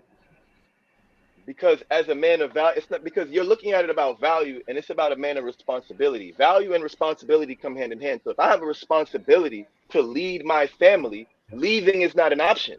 You're saying leave, but leaders don't abandon those who they lead. So what you're essentially saying is that if I want to be a good leader that doesn't abandon his responsibilities, I have no recourse to gain authority. So Okay, how let do me I ask. do it? So let me Okay, ask you so let this. me Trev ask. has I'm You, saying, no, so Trev. MJ, 1 second. a man No, that oh, wants to give sorry. stay, Trev has a question. Oh, I sorry. just Go want ahead. to ask her a question before we get to Yeah, that so question. MJ, If I you just have a had a man, quick oh question. God, I wanted to know, do you think that most women would co-sign the response that Cloud is talking about as far as a man calling a woman out her name in her face and then she slaps him? Do you think that most women would co-sign the response that he described, which is to slap her, or no? Absolutely not, because Um, most women naturally, okay. most women naturally do have that natural fear that you're talking about of men being the stronger vessel. So they wouldn't really act. Their first reaction would not be to slap him if he's like disrespectful, as in just verbally disrespectful for us. I think we have a lot of us have been conditioned nowadays to be taking a lot of verbal abuse from men. So a lot of women are not really that quick to hit someone. And usually the women who do hit someone in that way, they tend to know that person for a very long time. right. They tend to know how that man acts or how he presents himself. Meaning, as if, let's say, you go to a So club, right? And there is an I got altercation to stop you between. real quick, only because it's going the wrong way. Because what I was asking was, do you think that most women would accept the outcome? Let's say he did that, she did slap him. And Okay. then let's say somebody told that story. Okay, yo, I call this chick a B, and she just slapped me. I think that most women would be like, oh, that's what you had coming to you, or good, Yep. or that, Yep. or if they were talking to the female, I do believe that That's they what would he get say, for well, that's what disrespecting you a should have black did. That's woman. what he get. No, You don't I agree with don't that? think so. I don't. That's No, what you get absolutely when I not. you think we're cross. disrespect a black I think woman. we're crossing. I'm not against a lot of what you're saying, but I think we're teeter tottering on the line of disingenuousness because it's like I strongly believe that most women would say, "Listen, that's what you should have did. He ain't had no business calling you out your name." Just from the women that I know, and some of them, whether they be aggressive, conservative, whatever, I think that most women would co-sign that, and most men would co-sign that response from a woman if Clout went and did that to you right now. If he went and called you that, and then you so happen to slap him, I think most people would be pleased with the end result. I'm sorry, sir. I'm gonna have to agree. I'm gonna have to agree to disagree because even the women that I'm around, that's the last thing in their mind is to hit another individual, right? They MJ, they usually only hit individuals in self defense, and that's the only time. If anything, they can cut down a dude with their words just as much as a dude can cut down a woman with their words. So I'll Well, have I to can give you, disagree. Miss Let me MJ, I ask you a can give you an question. You have a example, Miss son, right? MJ. Oh, I go do. ahead, Queen. You ever corrected your son? Yes, I have. But I have not put my hands on my son. I don't have to. You never put your hands on your child ever? Never. And I have a 12-year-old. He's never got And a he is pow, nothing for nothing nope, ever. And nope. okay, Never had to. My well, voice, who knows how my that'll turn out? voice, But my stern voice, when I have my stern voice is more than enough. And because he's still in the mindset where he doesn't want to do anything to offend me. He always want to make mommy happy. So he doesn't disrespect me and he doesn't and that's disrespect going to become anybody. dangerous when he becomes a man. You want to know why? Because once that puberty drops and he becomes stronger than you, that's going to be different. And you know what's going to happen? He's never gonna you would have never physically disciplined him, and when he realizes that he's stronger than you, you're never gonna be able to discipline him again. And I'm telling you that as a boy who grew up to be a man, you're never Well, gonna be well, able to discipline him. And I think the thing that's being missed is with MJ. You can correct me if I'm wrong. What we're essentially advocating for, well, what I'm speaking for myself is the relationship that you build with somebody dictates the way you behave with that absolutely. person. And to just say to have no relationship with somebody and then they disrespect you, okay, I can see it. What you're talking about, Clout, occurring, but the relationship, like it's kids that'll fight older men and try and shoot older men. But if that older man had a relationship with them where he helped raise them, he was there for them in their time of need, there's a certain amount of deference that's shown to him, and the respect that he has for him prevents him from even crossing that line. When I'm talking about with your woman, with your kid, the relationship that you build with them has the tremendous effect, so you don't have to try and physically discipline them. That only has to occur if you're not building the relationship. So I think that's the key point that needs to be focused on. I hear you, Marcus, but I feel like that's the new age parenting. That's the new age parenting as to why these 13-year-olds is running around Chicago blowing niggas' heads off. Like that new age parenting is why we got so many bodies in the street. That new age parenting is why there's over a weekend 50 kids could get killed. Because remember, these bodies that are happening in New York, Chicago, Cali, and all these places, it's not niggas my age that's doing the killing. It's not the 30-year-olds that shoot. It's 14, 12, 15, 16-year-olds that never got their ass whooped. So Clout, y'all could. I'm from So y'all Chicago, saying, from oh, North I hear London. you. I know you're from Chicago, bro. That which is why I use Chicago as an example to relate. But what I'm But saying is, I'm bro, trying to say everybody from the hood got whooped. Everybody. It ain't the new age parents. That's Yeah, not. that's what I'm talking about too. all I'm gonna say is this, bro. All I'm gonna say is this: the kids I grew up with, the ones that I know got their ass whooped by their parents, they're upstanding citizens. The And ones there's a that was lot of allowed to kids do who what got they their want, butt whipped by their parents, and they are out here still shooting, still harming people, yes, still sticking up yes, people, and still stabbing people. obviously, if we're using nuance, there are exceptions to rules. That's clear. But all I'm saying is we're all adults here. We all can clearly see the difference between children that were disciplined by their parents and children that were not. like I don't know why we're being so disingenuous here. Like we can Yeah. see Oh, the So difference. Nobody my here is Because son that's was, not there's advocating. true. hella Nobody here is nuance. advocating That's here for not abuse. true. but my That's not son was true. there's hella disciplined. He nuance. just wasn't disciplined in a physical way. It doesn't mean that he didn't receive consequences when he made mistake between me and his father. It just hasn't been physical, Okay, and did his our father results ever have give been him work physical fine. discipline? Did his His father father No, his never ever put give his father his don't hand son hit on him. him. discipline? No, his I've father never had to hit him. No. I've never actually. Okay, so I just want to interject because I have a 20-year-old son who's in college who has never been spanked, not once. Okay. Does he know how to handle himself if he had to get into a physical confrontation? Absolutely, I taught it to him. However, he has never been spanked, and he's Has he so done anything far. to be spanked? Shit, he's 20. I'm sure. Okay. He's been disciplined. Is the way I'll say it. But AP, yes. did you come to the trenches with me in Chicago? To the actual Uh huh. trenches? Uh Now, huh. then we walk up and down multiple drug blocks, right? We did. Yeah, we did, How did those people treat me? bruh. Like real talk. I have never seen anybody be able to navigate those spaces in multiple spaces and get as much love. And Well, as Marcus, an extension, Marcus, how I was tall are you, Marcus? receiving similar type of love because I was hanging out with you. Like And I I actually thought it was pretty dope. Marcus, and how I tall never are you though? threatened Tell any the of people how those tall you are, people. Marcus. Tell the people how tall you are. I'm 6'6". These young boys Do got you guns. think, hold on, Everybody got Marcus, do you blitzed. genuinely believe, Marcus, that none of them little niggas that respect you on the block, do you genuinely believe that a part of why they respect you has nothing to do with your physical stature? I think it has everything to do with the respect I lead with.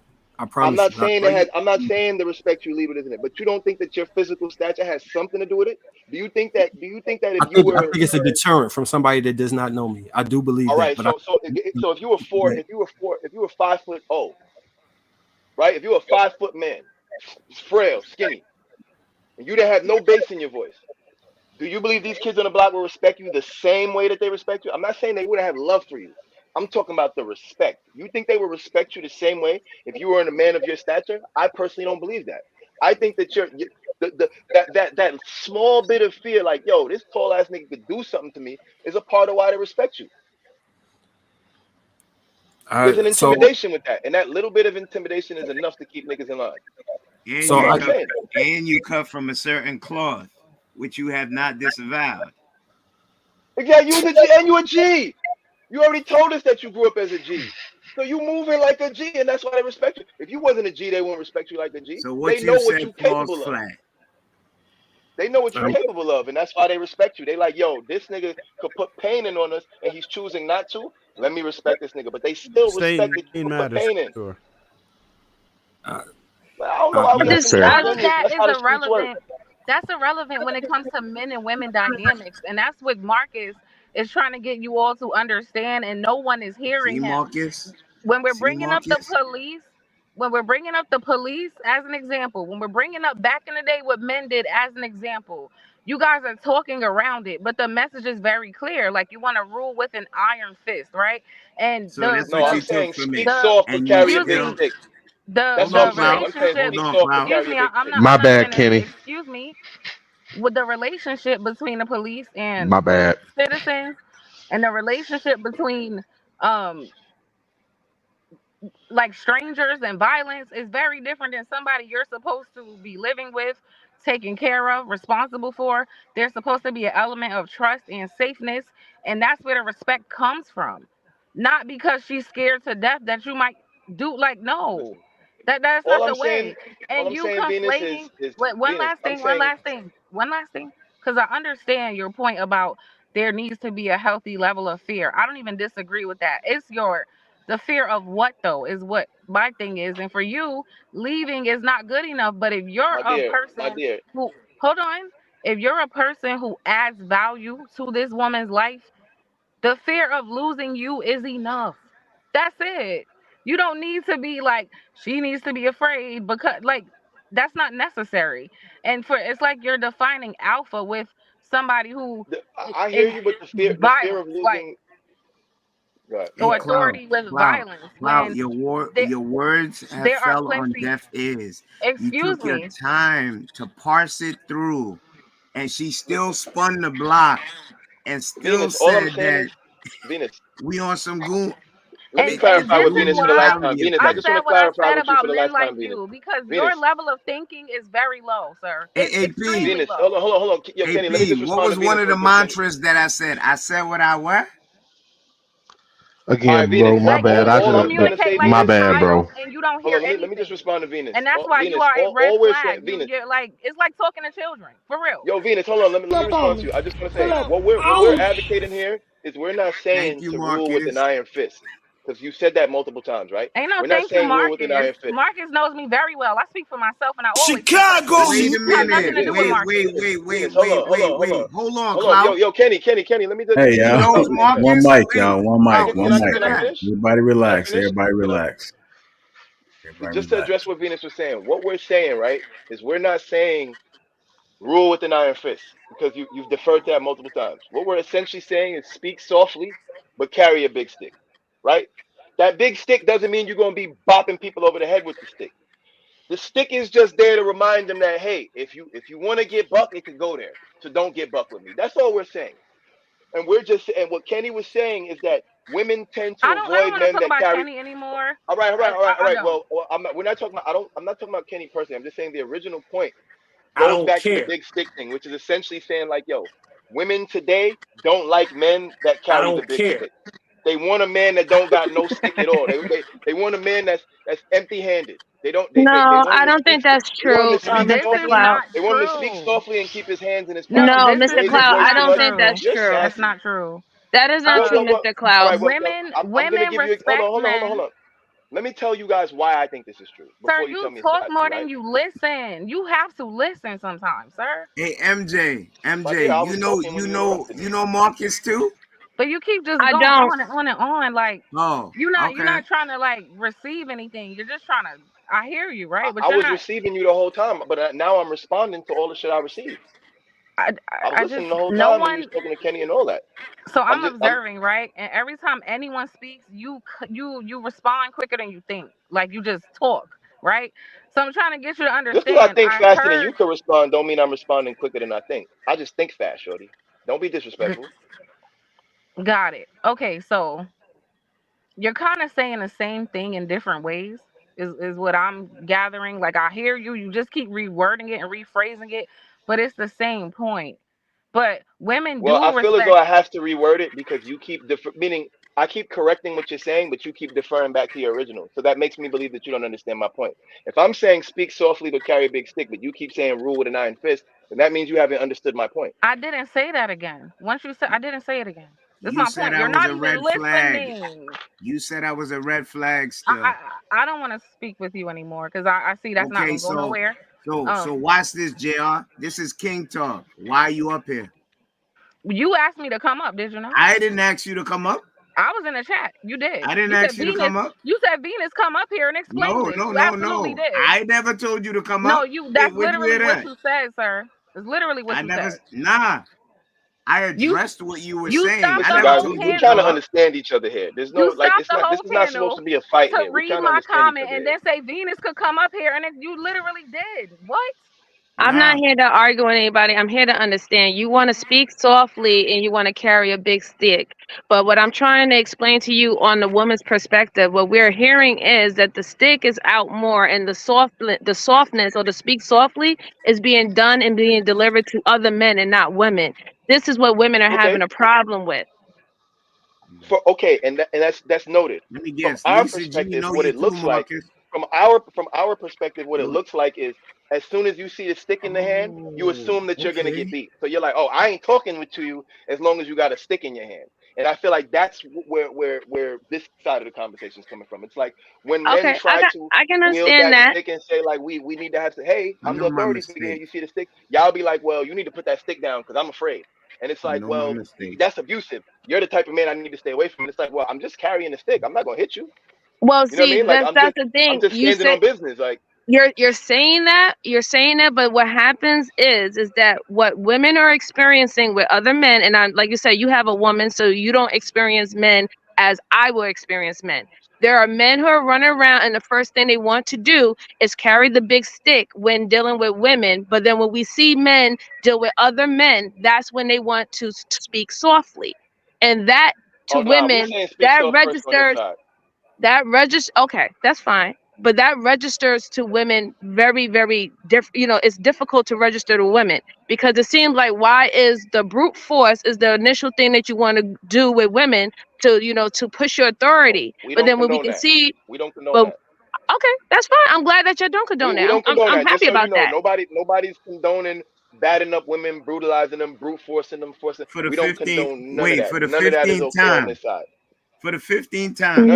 None of Nobody's that's okay on this side. okay. So we're Yeah, not saying that. yeah, just to be I'm clear. just expressing to you what women are seeing Our feelings. as in our I understand. perspective when you have certain conversations, and it's like, okay, we see men interact with each other where they understand that is a danger level by speaking with another man and how it can go left quickly, but we don't see that Okay. same type of restraint when it comes to dealing with women. This is what the mixed signals that women are seeing, that is always initially going to the aggressive point with them, but then when it comes down to men, you know how to use a level head and outweigh your options. That's So the wait, Oh no, problem. I believe so men should control so themselves wait, all the time. So, MJ, so any men, MJ, just any men that are acting hold this on. way, we just to let y'all know, don't do Cloud, it. We don't Cloud, let condone me it. get some. MJ, do you see that on a majority or minority scale? I see that growing. It's I either see it's one. increasing. Help It's me out. increasing. Help me out. Is it more than 50% or less? I would definitely say it's maybe 50% and it's increasing. That more and more today, more men understand logically that if they don't want to go toe to toe with men because they know there's a real dangerous risk that it can go left, but they have no restraint when it comes down to women. I think men should always have restraint and self I control. don't So, I don't I don't get that. I don't see where you get that dynamic from. I don't think that is well, we're not gonna valid experience that, Kenny. for the We're not gonna experience majority. that. That's what she's I experiencing as a think woman. So we're not gonna I have that. think from me getting further context as to why Venus was so eager to come up here to defend Marcus's point, I already see my error. You Because invited me up here. no matter what I said, Why would you start no matter reading my comments and then what say Venus come up here and then try to make it about Marcus? You asked Venus to come. I speak, I will give you the floor.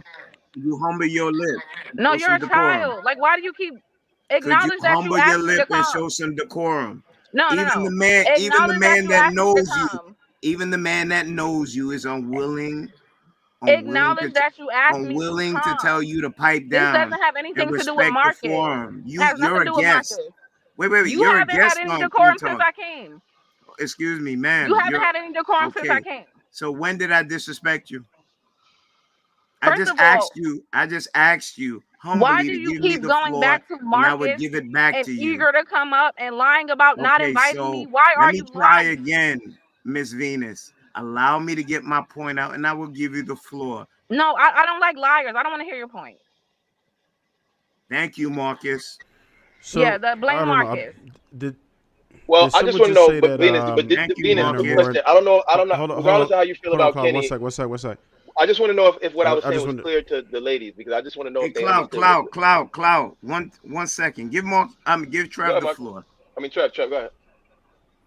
I just wanted to know if the ladies on the panel think that men are inherently more violent than women. Um, I would say no. I think that human beings are just violent, period. There's a certain level of violence in all human beings. And we could tell, we could see that today.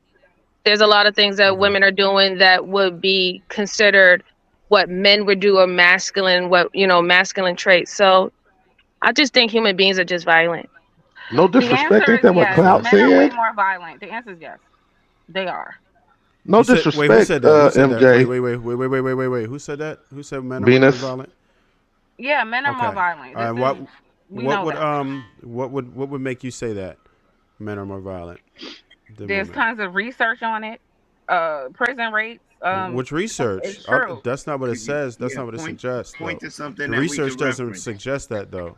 It So I'll say does. this. There's a correlation between testosterone and violence, right? There is research on it. So what do you mean? No. Yeah, So, I've read it. all right. No, So, she's correct. no, There no, no. is a research about testosterone and violence. There is a research All on right. it. So, I wish I could pull go it up. ahead. I got it. I understand what you're saying. So, what I'll say is this: I'm going to say that women are likely more violent, right? Just by nature. I would also add this: women are a lot less effective at violence, which is why they don't have as much violence. However, but most of us on the panel know the stat that the most violent relationships are reported with women on women relationships more Lesbian than any other. relationships. That doesn't mean So women are more violent. You understand, right? it Like, kind of does. No, it doesn't. It kind of does. It kind of does. If women on women relationships report the most domestic abuse, then yes, that would say that women are inherently more violent. So what population? And relationships, because we're talking about relationship dynamics. No, we're talking about numbers, right? When we use the word more, we're talking about numbers, right? So what percentage of the population does lesbian relationships represent? How much? All right, so good point. I think you're missing the No, I point think that I you're was making. missing So as far if we're talking about That's a good percentages, point. right? If there's less woman on woman relationships, but if there's a very high clip of those relationships, the percentage is higher than men who are in relationships with other men, which you would think would be the most violent, maybe, right? Or men with women, when women are reported the most as far as per capita. We're going by per capita. That's pretty much how you would base the statistics that women. So compare with those men violent die. women to how many violent men per capita are in jail for violence. What does that look like? What So, about all his? right. So That's another question. hold on. Let Now me you're just tell talking you. about So conviction what I'm rates. No, saying I'm is talking about that the what I'm same saying thing. You said inherently, I'm more. talking about being. You said I'm men just and saying women. being inherently violent, right? So Right. meaning that you exhibit violent behavior when you can do it and get away with it. So Clout just said he would not be violent with M. White. Marcus might do some more foul shit than a guy who's maybe Clout size. Clout is not going to give the dude who's his size the same grace that he's going to give Marcus because he really feels like Marcus will pummel him. So that's what I'm saying. So now, because women are not effective at violence, is why they can't commit as much violence towards men, even though they do, and it's underreported because most men don't report when women are violent because it's a lose-lose situation. So if we take that into consideration, and also the fact of that women just are not effective at violence, right? Even though we say, okay, well, like the deletion rate of men is higher, but the thoughts and attempts from women are higher, right? Wait, so we're Women measuring will be thoughts violent, they're now? just not effective. Wait, we're Say measuring again? thoughts. We're measuring thoughts of people we don't know now. Thoughts and attempts I put in there as well. I put attempts as well. Yes. Right. So then we're gonna go back to what you just said about men who Because have we're the talking thoughts. about inclination to be violent. So thoughts So go we're in gonna with go back inclination to to be what you violent. just said about men, right? When you said they might want to get physical with Marcus, but they won't. So then we got to count them too about their thoughts, right? Yeah, but he accounted for that. He was basically saying how I'm talking men to are more him capable of because violence. every time one of y'all chime in, y'all So kind of move the goalpost a little bit, and we never get nowhere in the point. no, I was just doing that to illustrate the point that women would be way more violent if they were more effective at violence. Is what I'm saying. They would be way more violent if women could whip our asses. Believe me, we would get dragged up and down the street on a regular basis. That would just be what it is. If women were the men, we'd be That's the point enslaved. that I'm trying to make. Wait, can I ask a question? If women was like strategically use their mind per se to harm a man in a way where it's physical, do you consider that violence or not? Yes. Yeah. Right. So this is why I said my original thing is both individual men and women are violent, because yes, we might not win when it comes to physical, but when it comes down to being strategic and or being, you know, malicious in that type of way, we can cause just as much damage. So No MJ, argument. have you ever No played argument, Queen. mental? Have you ever played mental games with a man in your life? Absolutely not. Ever? No. You never manipulated a Shout out to you. situation so that it could fall in your favor. No. Shout out to you, So Queen. this We need goes more of back to my those. point, Kenny. Kenny, this goes back to my point of everyone is the protagonist in their own movie, right? So from her perspective, then absolutely not. And I don't think she's trying to lie at all. But what I would say is that if we surveyed every single guy, if we dated back to her early years, somebody would have a different thought. Likely. We can say I can definitely you know, concede to that, because you know, everybody plays a villain in somebody's story, right? But Mhm. I'm going to say that I have not intentionally ever tried to manipulate a man or do anything strategically to harm him. That's fair. So I still, and I'm waiting. I'm waiting. Marcus, as loud as the offense should be, as loud as the apology, you knew what she was coming up here to do. We gonna play chess with this, right? She came up here to advocate for you, not just your point. You. She had no intention of listening to how Clout broke it down and parsed it out, nor I took time and caring as a man that one's supposed to be brutish and beastly to acquiesce to the woman hearing me out clearly that I do not condone what she intentionally said I was as a man within the chat. But guess what? After all the talk and all the sermon that Clout gave her, she spun the block and said, "You still a red flag. I don't want to hear from you." That's all I needed to hear. A whole disingenuous conversation advocating for your point because she is familiar with you. Rather than hearing the truth, understanding this man is not an abusive man, because you have not seen nor have a resume of me doing anything like that, but putting that jacket on me. You know how dangerous that is? That's like working at an office and a woman says, "He hit me," and he never did. You're in HR fighting for your job. Guess what's gonna happen more than likely? They're gonna take her side and believe what she says about you. So when I attacked it early and I said, "Stop," you're seeing the fruits of what you just planted.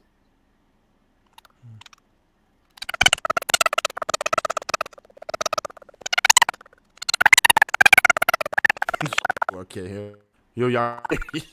Sound like you sounding like you on Peanuts right now. Like you one of the parents, Charlie Brown. Hey. Yeah, So that, that What about now? Kenny, Is it better? whoa, Is it better? right? Is it better? Yeah, yeah. you good All now. right. Yeah, you So, straight. all right, let me try. I'm gonna try and address the points categorically. One, I know you might not be familiar with Venus. She's a content creator. Venus has her own mind that she can articulate extremely well, and she would not just come to defend me if she didn't agree with me.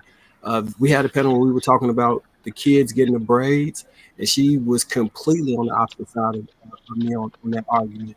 Me and Venus have had disagreements about several things. It's always been respectful though. Because there's no, like, it's a genuine conversation. There's no me picking at her or her picking at me. So we don't have that type of interaction. And I don't know anybody else personally. So that's a fallacy, Kenny. It was not a fallacy. I only pointed out one.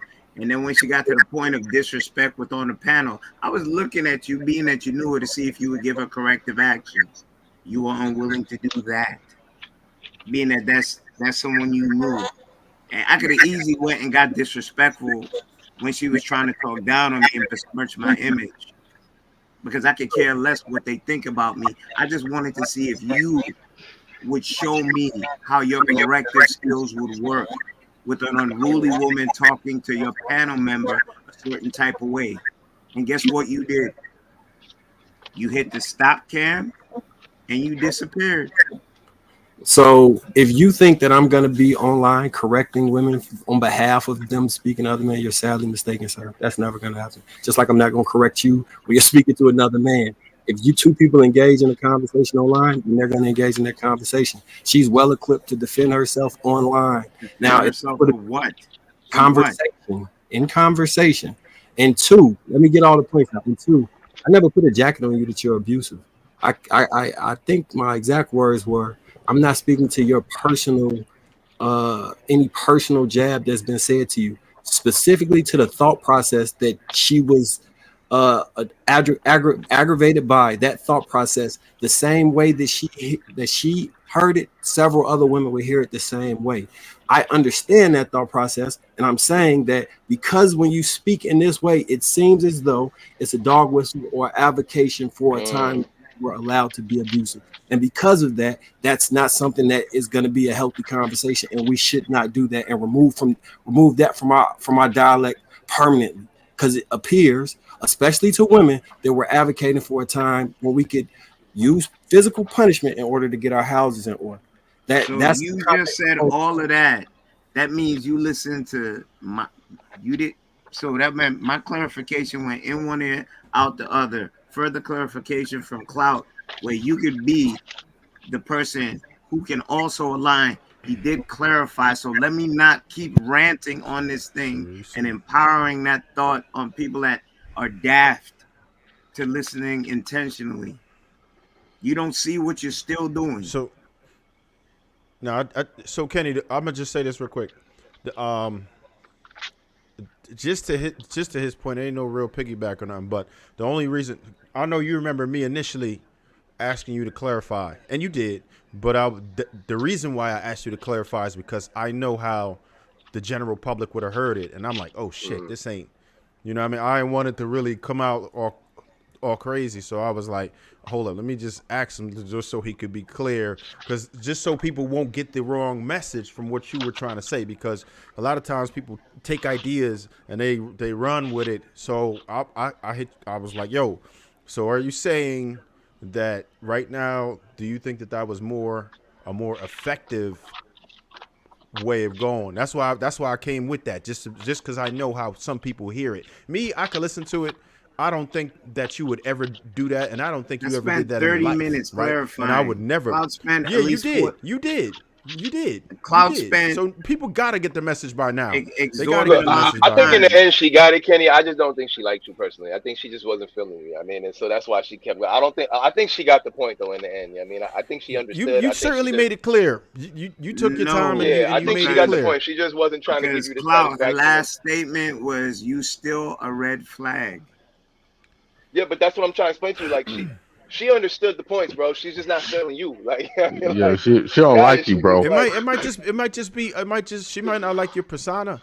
You know what I mean? And that's fair. Yeah, Like I think that's all we're it not was. all It was a little going. more personal for her. You She know, wasn't feeling you, and that's all it we was. might not but it was definitely initiated by how she took your message, Well, right? see, here's So that's how I'm she sorry. see heard it. here's That's I'm, how she heard your This message. is So I it just was wanted to initiated say, by oh, her. this some thank you for nasty the work tonight. thank you for the conversation tonight. I appreciate y'all let me speak and let me tap into your We conversation appreciate and you. enjoy the rest of your night. Okay. Oh, that was nice. All Thank right. you. so I really think more would have been like had she not said that and just kind of let you and Marcus have the conversation, because I felt like you guys were getting to that point, and I just think that it was kind of preemptive, and the chat can be that way. Which if we're staring down the chat, then we'd never really have a real conversation. I just thought you and Marcus were headed in the direction of great dialogue to parse it completely out, but you never made it. You honestly just never made it Nasty, through the this some conversation. nasty work. I gotta look at some people differently now because I just saw something that's insidious. Oh Lord. That's some nasty work. A man just took his time to explain a point, a critique. As for then, it was prefaced in a certain type of way where on King Talk a conversation is supposed to be had. The natives are restless. They have someone pushing a point using words, abuse, and torture. So now he opened Pandora's box for women that don't listen intentionally to come with hell and Where fury. is that at? Then they jumped up on here. MJ, she was fine. Venus came with an intention to advocate for said man. Rather than listen, she cared not to listen to me. That's fine. You don't have to like me. That's fine. Clout broke it down, parsed it out in many different ways for her to see. She wasn't even trying to listen, not to one word. She just came up Well, here to spread her bullshit. Right. But at the same time, Kenny, I feel you. At the same time, no, we gotta keep in mind, right? Their experience is different from ours, right? Women do have bad experiences with men. There are niggas out there that beat women. There are Wow. women. There are niggas out there that call women out their name and do real crazy, violent, disrespectful things. So I think that with that being their reality, there's just a little bit of there's triggering there. You know what I mean? So I get why she might have responded that because there's some triggering. Like I don't know what she's experienced in her life. Before you know, she could have had a brush with a real violent man, and hearing anything that even sounds like that could have made her go into a dark place. So considering that we're dealing with a woman, we kind of gotta expect some things to go that way. You know what I mean? and I I think she was want to say trying this her too. best. I just think the entire topic emotionally triggered her. I'm gonna say this too. There are a lot more women who have been dealing with this issue than should be, right? That's a There's a lot. fact. I talked to a lot of women who are dealing with that, and it's a horrible thing, and it puts you in a terrible place. And you already understand how when someone's traumatized by something, and I'm not saying that anyone who may have been graced the panel tonight has been, but I'm sure I would bet money that someone in the audience who witnesses has at some point just because of the number of people who have dealt with that type of issue, right? And it's horrible, but a lot of people just try to take advantage, and we don't ever want to get mixed up with that. I don't think that any of the gentlemen that are on here on a regular basis get down like that at all, right? I seriously doubt it, but there's a lot of men who do, and it's hard for people to differentiate who is and who isn't because they might come off nice and you don't know. And they're women, when they deal with something like that, they're going to look for red flags as they should because they don't ever want to be in that position again. So it's understandable when someone is like weary of it, and we just have to kind of give them a bit of grace with that because we don't know what people's situations are, and any little thing they'd be like, oh hell no, you know, and they would want to speak against it, and I could understand why. So as long as we take the time to just kind of consider other people's perspectives, I think we'll have, I guess, less tiffs, and we'll be able to absorb each other's dialogue. But we have to be important. It's important, even when listening to what Kenny was saying or what Clout was saying. We just have to kind of listen and be like, okay, let's see what the perspective is. Let's try to see where this message is going. That's why I ask questions. I don't like to ever. I always ask questions, clarity, and people an opportunity to like give the message the way it should be phrased, so or it digest for who made. We all differently. We articulate ourselves differently, and it's we come from different backgrounds, been through very different situations. So the way we all express ourselves are going to be very different.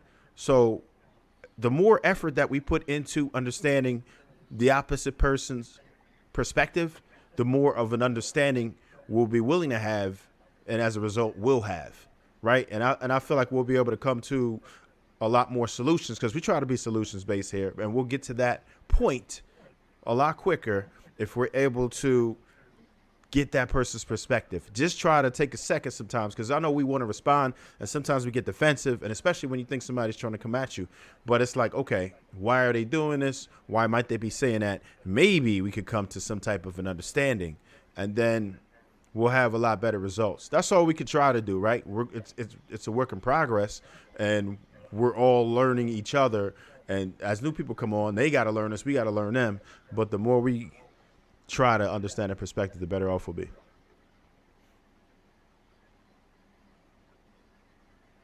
So if I may, and I don't want to drudge up old stuff, but Kenny, what is your solution in the way that the new alpha man moves, what is the new proper way for discipline in your perspective? I parsed that out completely, and then we can spin the block. But I'm gonna answer you, AP. Yeah, no, I just want it short form so that the audience that's actually listening hears it, fully understands it, and like you don't ever have to circle the block on on any BS allegation about this dude being such and such. You know what I'm saying? Today's alpha man was expressed when I said we are all the shepherds of our community. Good, bad, or indifferent. My difference with Marcus's views as for walking away from those toxic women, even the one that came up. If I saw on the street the social contract as a man would be to put my life on the line if she was in harm's way. I can only be intentional in being optimistic by trying and speaking to her. As for this is what is required. You're within my village, my locale. I care for you and I wish for you to be safe. I wish for you to have introspection, digest what I see, I say, and think about falling in line, because there's going to be a lot of men hurt if you keep behaving the way that you do, that ultimately care for you. But I'm not going to stop trying. And as I said before, AP, I'm going to repeat it again. I'm going to keep trying and hope for change. Another caveat I ask is that girl code needs to be broken and the sisters need to help us out, those ones aligned with traditional values, to be able to call out bad behavior and stand with the brothers that are trying so that we can get somewhere a little bit faster. And that was the end part when I was being called a certain type of thing. So I had no problem with repeating it. Got it. Respect. I think What we all about get you, it now, Clout? though. What was the question again? I'm sorry. So when it comes to the discipline piece inside of a relationship, what does that look like to you? I think today the best way is verbal. You know, speak. You got to speak sternly. You got to speak with intention. You know, it might take a certain tone. I think that's most of it. I think the women were also correct in that leaving is an option, but I think for certain types of relationships that's not going to work. Like, you know, if you're married, if you have kids, you know, if you're really trying to do something that's lasting till death do you part, then obviously leaving is really not an option. So it's really going to come down to how you use your words. You know, how you use your words, and it comes down to body language. All of those things are important in leadership, I think. Also, It's, listening. it, You know, listening is yeah. obviously important as well. See, those are things that I hear Marcus preach quite. I've been on several panels with Marcus, and I actually met him in real life. And these are things that he preaches on a very consistent basis. And I really would have loved for him and Kenny to finish that conversation. I kind of know what Marcus's answer is, but what say you, sir?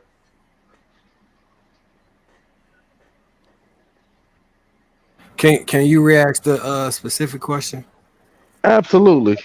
You are. How do you think is the best way to deal with an unruly woman? Oh yeah, you gotta if you're dating her, you need to explain what you're gonna allow within a relationship, and if she's not gonna acquiesce to that, then leave her. I'm not gonna browbeat, argue.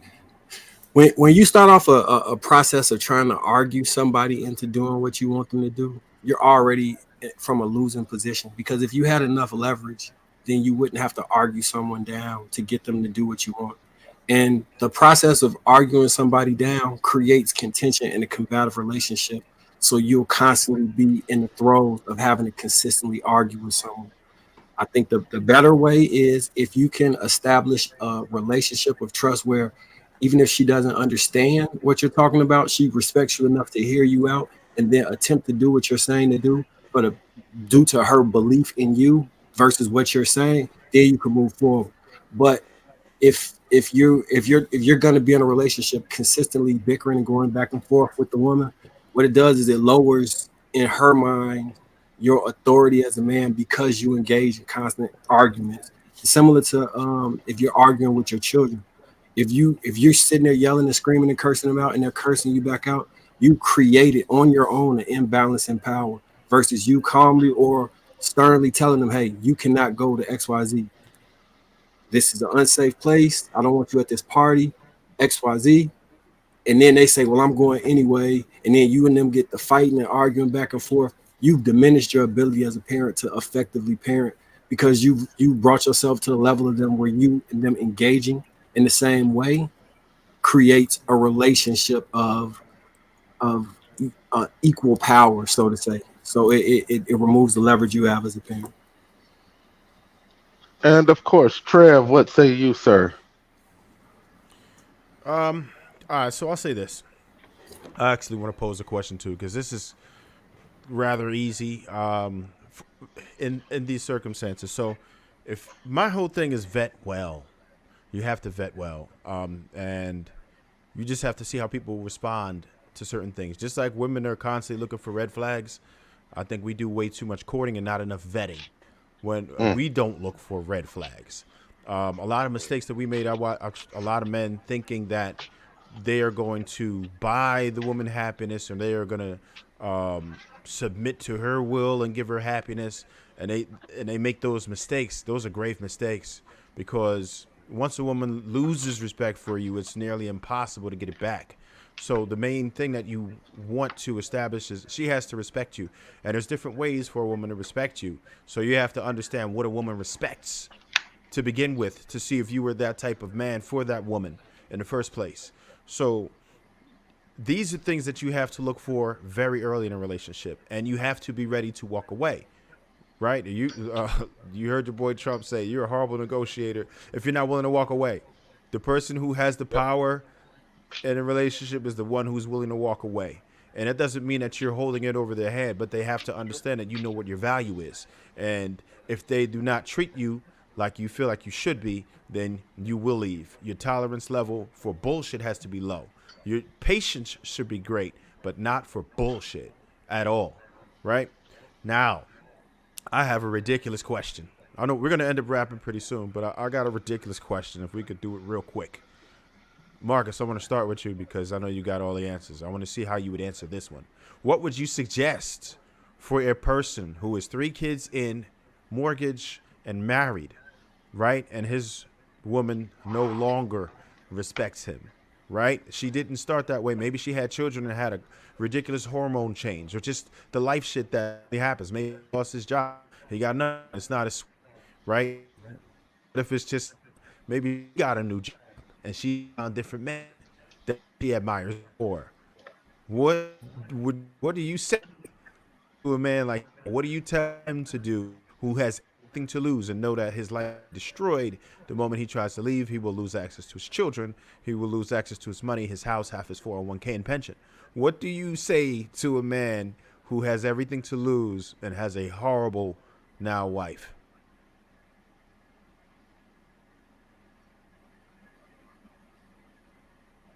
You're muted. You're muted. This is a very, very tough situation because initially, prevention, an ounce of prevention is worth more than a pound of the cure.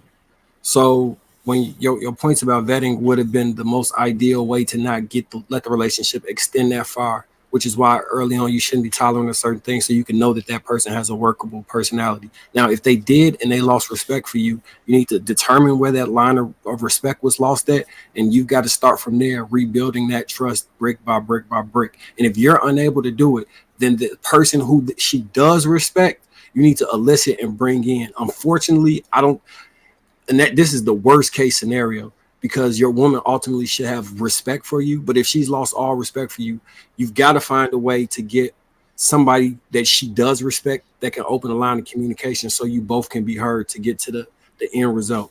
But again, this is an extremely unideal situation because you shouldn't be giving relationships, multiple dates, conversations to women that don't respect you, or you see the inclination that they will not respect you moving forward.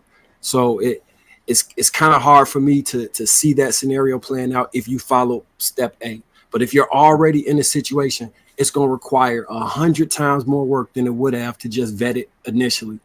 Rebuilding trust and respect from somebody that no longer trusts and respects you is a long hard road. It's you're gonna be walking down that road for down there feeling like forever. It can be done, but it will be extremely hard. It will be extremely hard. But you're gonna have to find the person that respects, that understands the situation, and wants the relationship to move forward. Maybe that be counseling if you know that she'll respect the opinion of the counselor, the therapist, or whatever that is, the preacher or whatever. As long as they understand the goal and you're confident that they want to see that relationship flourish, and they're trying to give you the tools to do it. Most times when women especially lose respect for men within relationships, it probably boils down to communication and trust. So you may need to gain some more effective communication skills, or a better way to express your point and exert your authority without it coming off as an attack.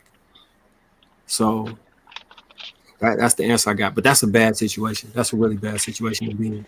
But you know what's crazy? That's the situation that a lot of men are in, right? It's a lot more popular than we wish it was.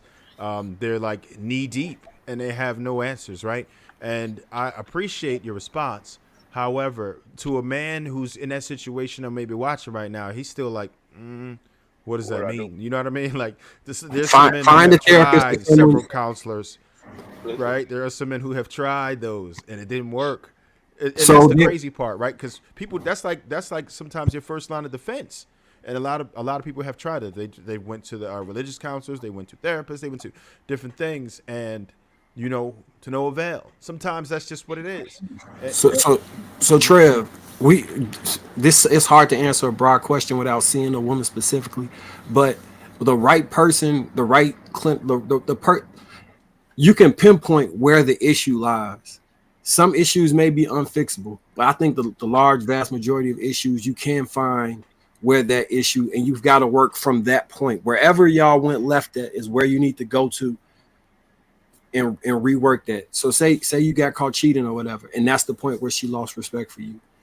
You need to do some soul searching and present yourself in a different way where you can come to her honestly and then have a conversation about what you were struggling with that caused you to do that.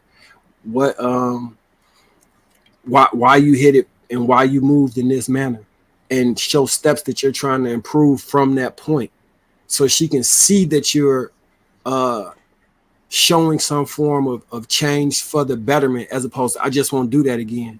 Because the worst part about, from the women I've spoken to, the worst part about cheating don't necessarily be the cheating. It be that you lied to them and swindled them. They was the last person to know, and they lose respect for you because they don't feel that you hold them in high enough esteem to be honest with them. And that be where the trust really breaks down. I could say that, but the amount of men that cheat is like it's not even in a 30 percentile. So, but what I would say is like a lot of, like, so some men just may not be viewed as a protector. Like a lot of women will lose respect for you if they don't feel like they're protected. Maybe you don't even have it in you. Maybe you're just not a confrontational dude, right? That might not be you. Maybe you just want to be chill, but she wants you to rah-rah. She wants you to be out here, whatever, and busting your gun or slapping somebody up or whatever, or cursing somebody out, and that ain't in you. And now you've already had an opportunity. Maybe you got played or embarrassed, and unless you actually get another opportunity to do that, how could she build that respect and trust back in you? Yeah. See, I was kind of alluding to that before. And also, Marcus, I just want you to know I wasn't trying to height shame you earlier, right? Just so you know, but I won't be taking offense. I appreciate most of this. Most of you're usually very consistent, but one thing I do think that you vastly overlook is the impact of your height on the respect that you get from women. I think that you vastly overlook that. So it's like a lot of the solutions, I think that you genuinely think that they're coming from simply like your communication skills, which a lot of it I'm sure is coming from your communications. But being that the percentile of height that you're in, you automatically command a certain level of respect from women that most men under 6 foot will never be able to ever get. So I just think that a lot of times that the reason why some of your stuff works very well for you is because you have a physicality that kind of matches it. You know what I'm saying? That gives you a lot of extra points. So when you give that advice, try to put that into the consideration. You get what I'm saying? No, I appreciate that, and I think you're right because privilege is a like tall privilege, hands privilege, or Yeah, financial privilege, or that's whatever. true. It, That's it true. does create a point of leverage. So what I be speaking to mostly so is whatever the point of leverage that's your strong suit to lean like not. I'm not saying like lean in the league with your wallet, any of those things. I'm just saying that we all have something that attracts the other person to us, and that thing, if valuable enough, creates leverage if you remove that thing from them, be it uh you being the emotional stability for that person, you, or like you say, you being the security for that person. When they can lean into that aspect of who you are, it makes what I'm saying a whole lot easier. But the initial thing, the most important part of this whole thing is in the beginning you have to set parameters for the relationship, and you cannot continue moving forward with the relationship with a disrespectful person. You just can't. It's just gonna be y'all fighting until the relationship ends. You've got, Mm-hmm. but you yourself can't be contentious. You yourself can't be argumentative. You yourself can't be looking for ways to pick at the person, and it requires self discipline on you to operate as the bigger man in all the scenarios where you say, you know what, this is not fruitful. This conversation can't move forward to fruition by me engaging at this point. So Yeah, check. I'm gonna let you have it right now, and we can bring it back and discuss it later when cooler heads prevail, so you can actually understand the point.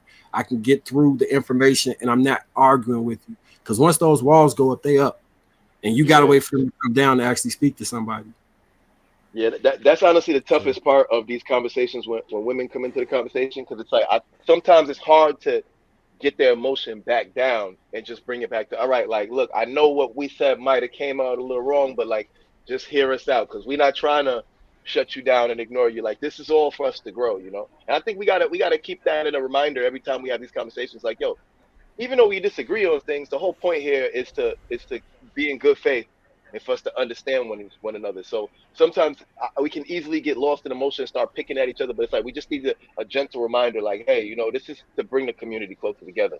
Even if the women are upset, like you said, we gotta just like not try to pick back at them, stay calm, hear them out, have empathy, and I think that the conversations can continue to grow. Yeah, and just real quick, I wanna answer Trev's question real fast. Marcus, you made a very valid point here just a minute ago when you said you can't be in a relationship where the respect is not there. I understand that you could be married to this woman, y'all could be 3 kids in, but once the respect is gone and it doesn't look like it's coming back, you got to make arrangements. As a man, you got to make arrangements because you're not going to be in a, being in a relationship like that is going to be unhealthy to your well-being, and it could lead to some of the stuff that we were talking about earlier because you're not in the right headspace because you're being constantly disrespected and moving to like getting that other man in. Hell no.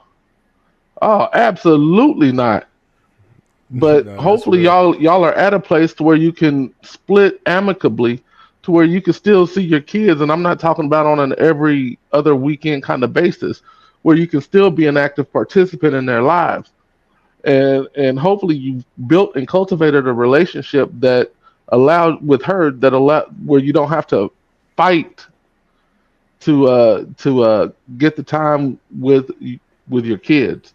But being in a True. disrespectful relationship as a man is like a woman being in a relationship without her feeling love. It is just not going to be successful. And you gotta cut your losses sometimes. Yeah. I was gonna say that. Cut your losses. How Marcus, often? we gotta get into super chats. Yeah. Let me. I just want to ask you one question. How often do you think that men are like maintaining frame, being stoic? Women are just being disrespectful, and then they just it happens out the blue. This was a respectful woman. You maintained yourself, and now she's just picking at you, become disrespectful, and is trying to attack and fight you out the blue. I think an event occurred to make that happen out of the blue is Yeah, I don't it's think it's almost realistic. always an event. They may not be reasonable, but it'll be some type of event. I'm gonna put a couple super chats up though before we roll out. Marcus, you wanna read these joints?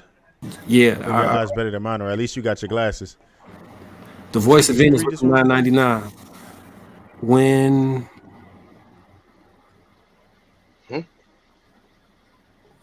sorry of correction. Maybe she meant source. Oh. When Just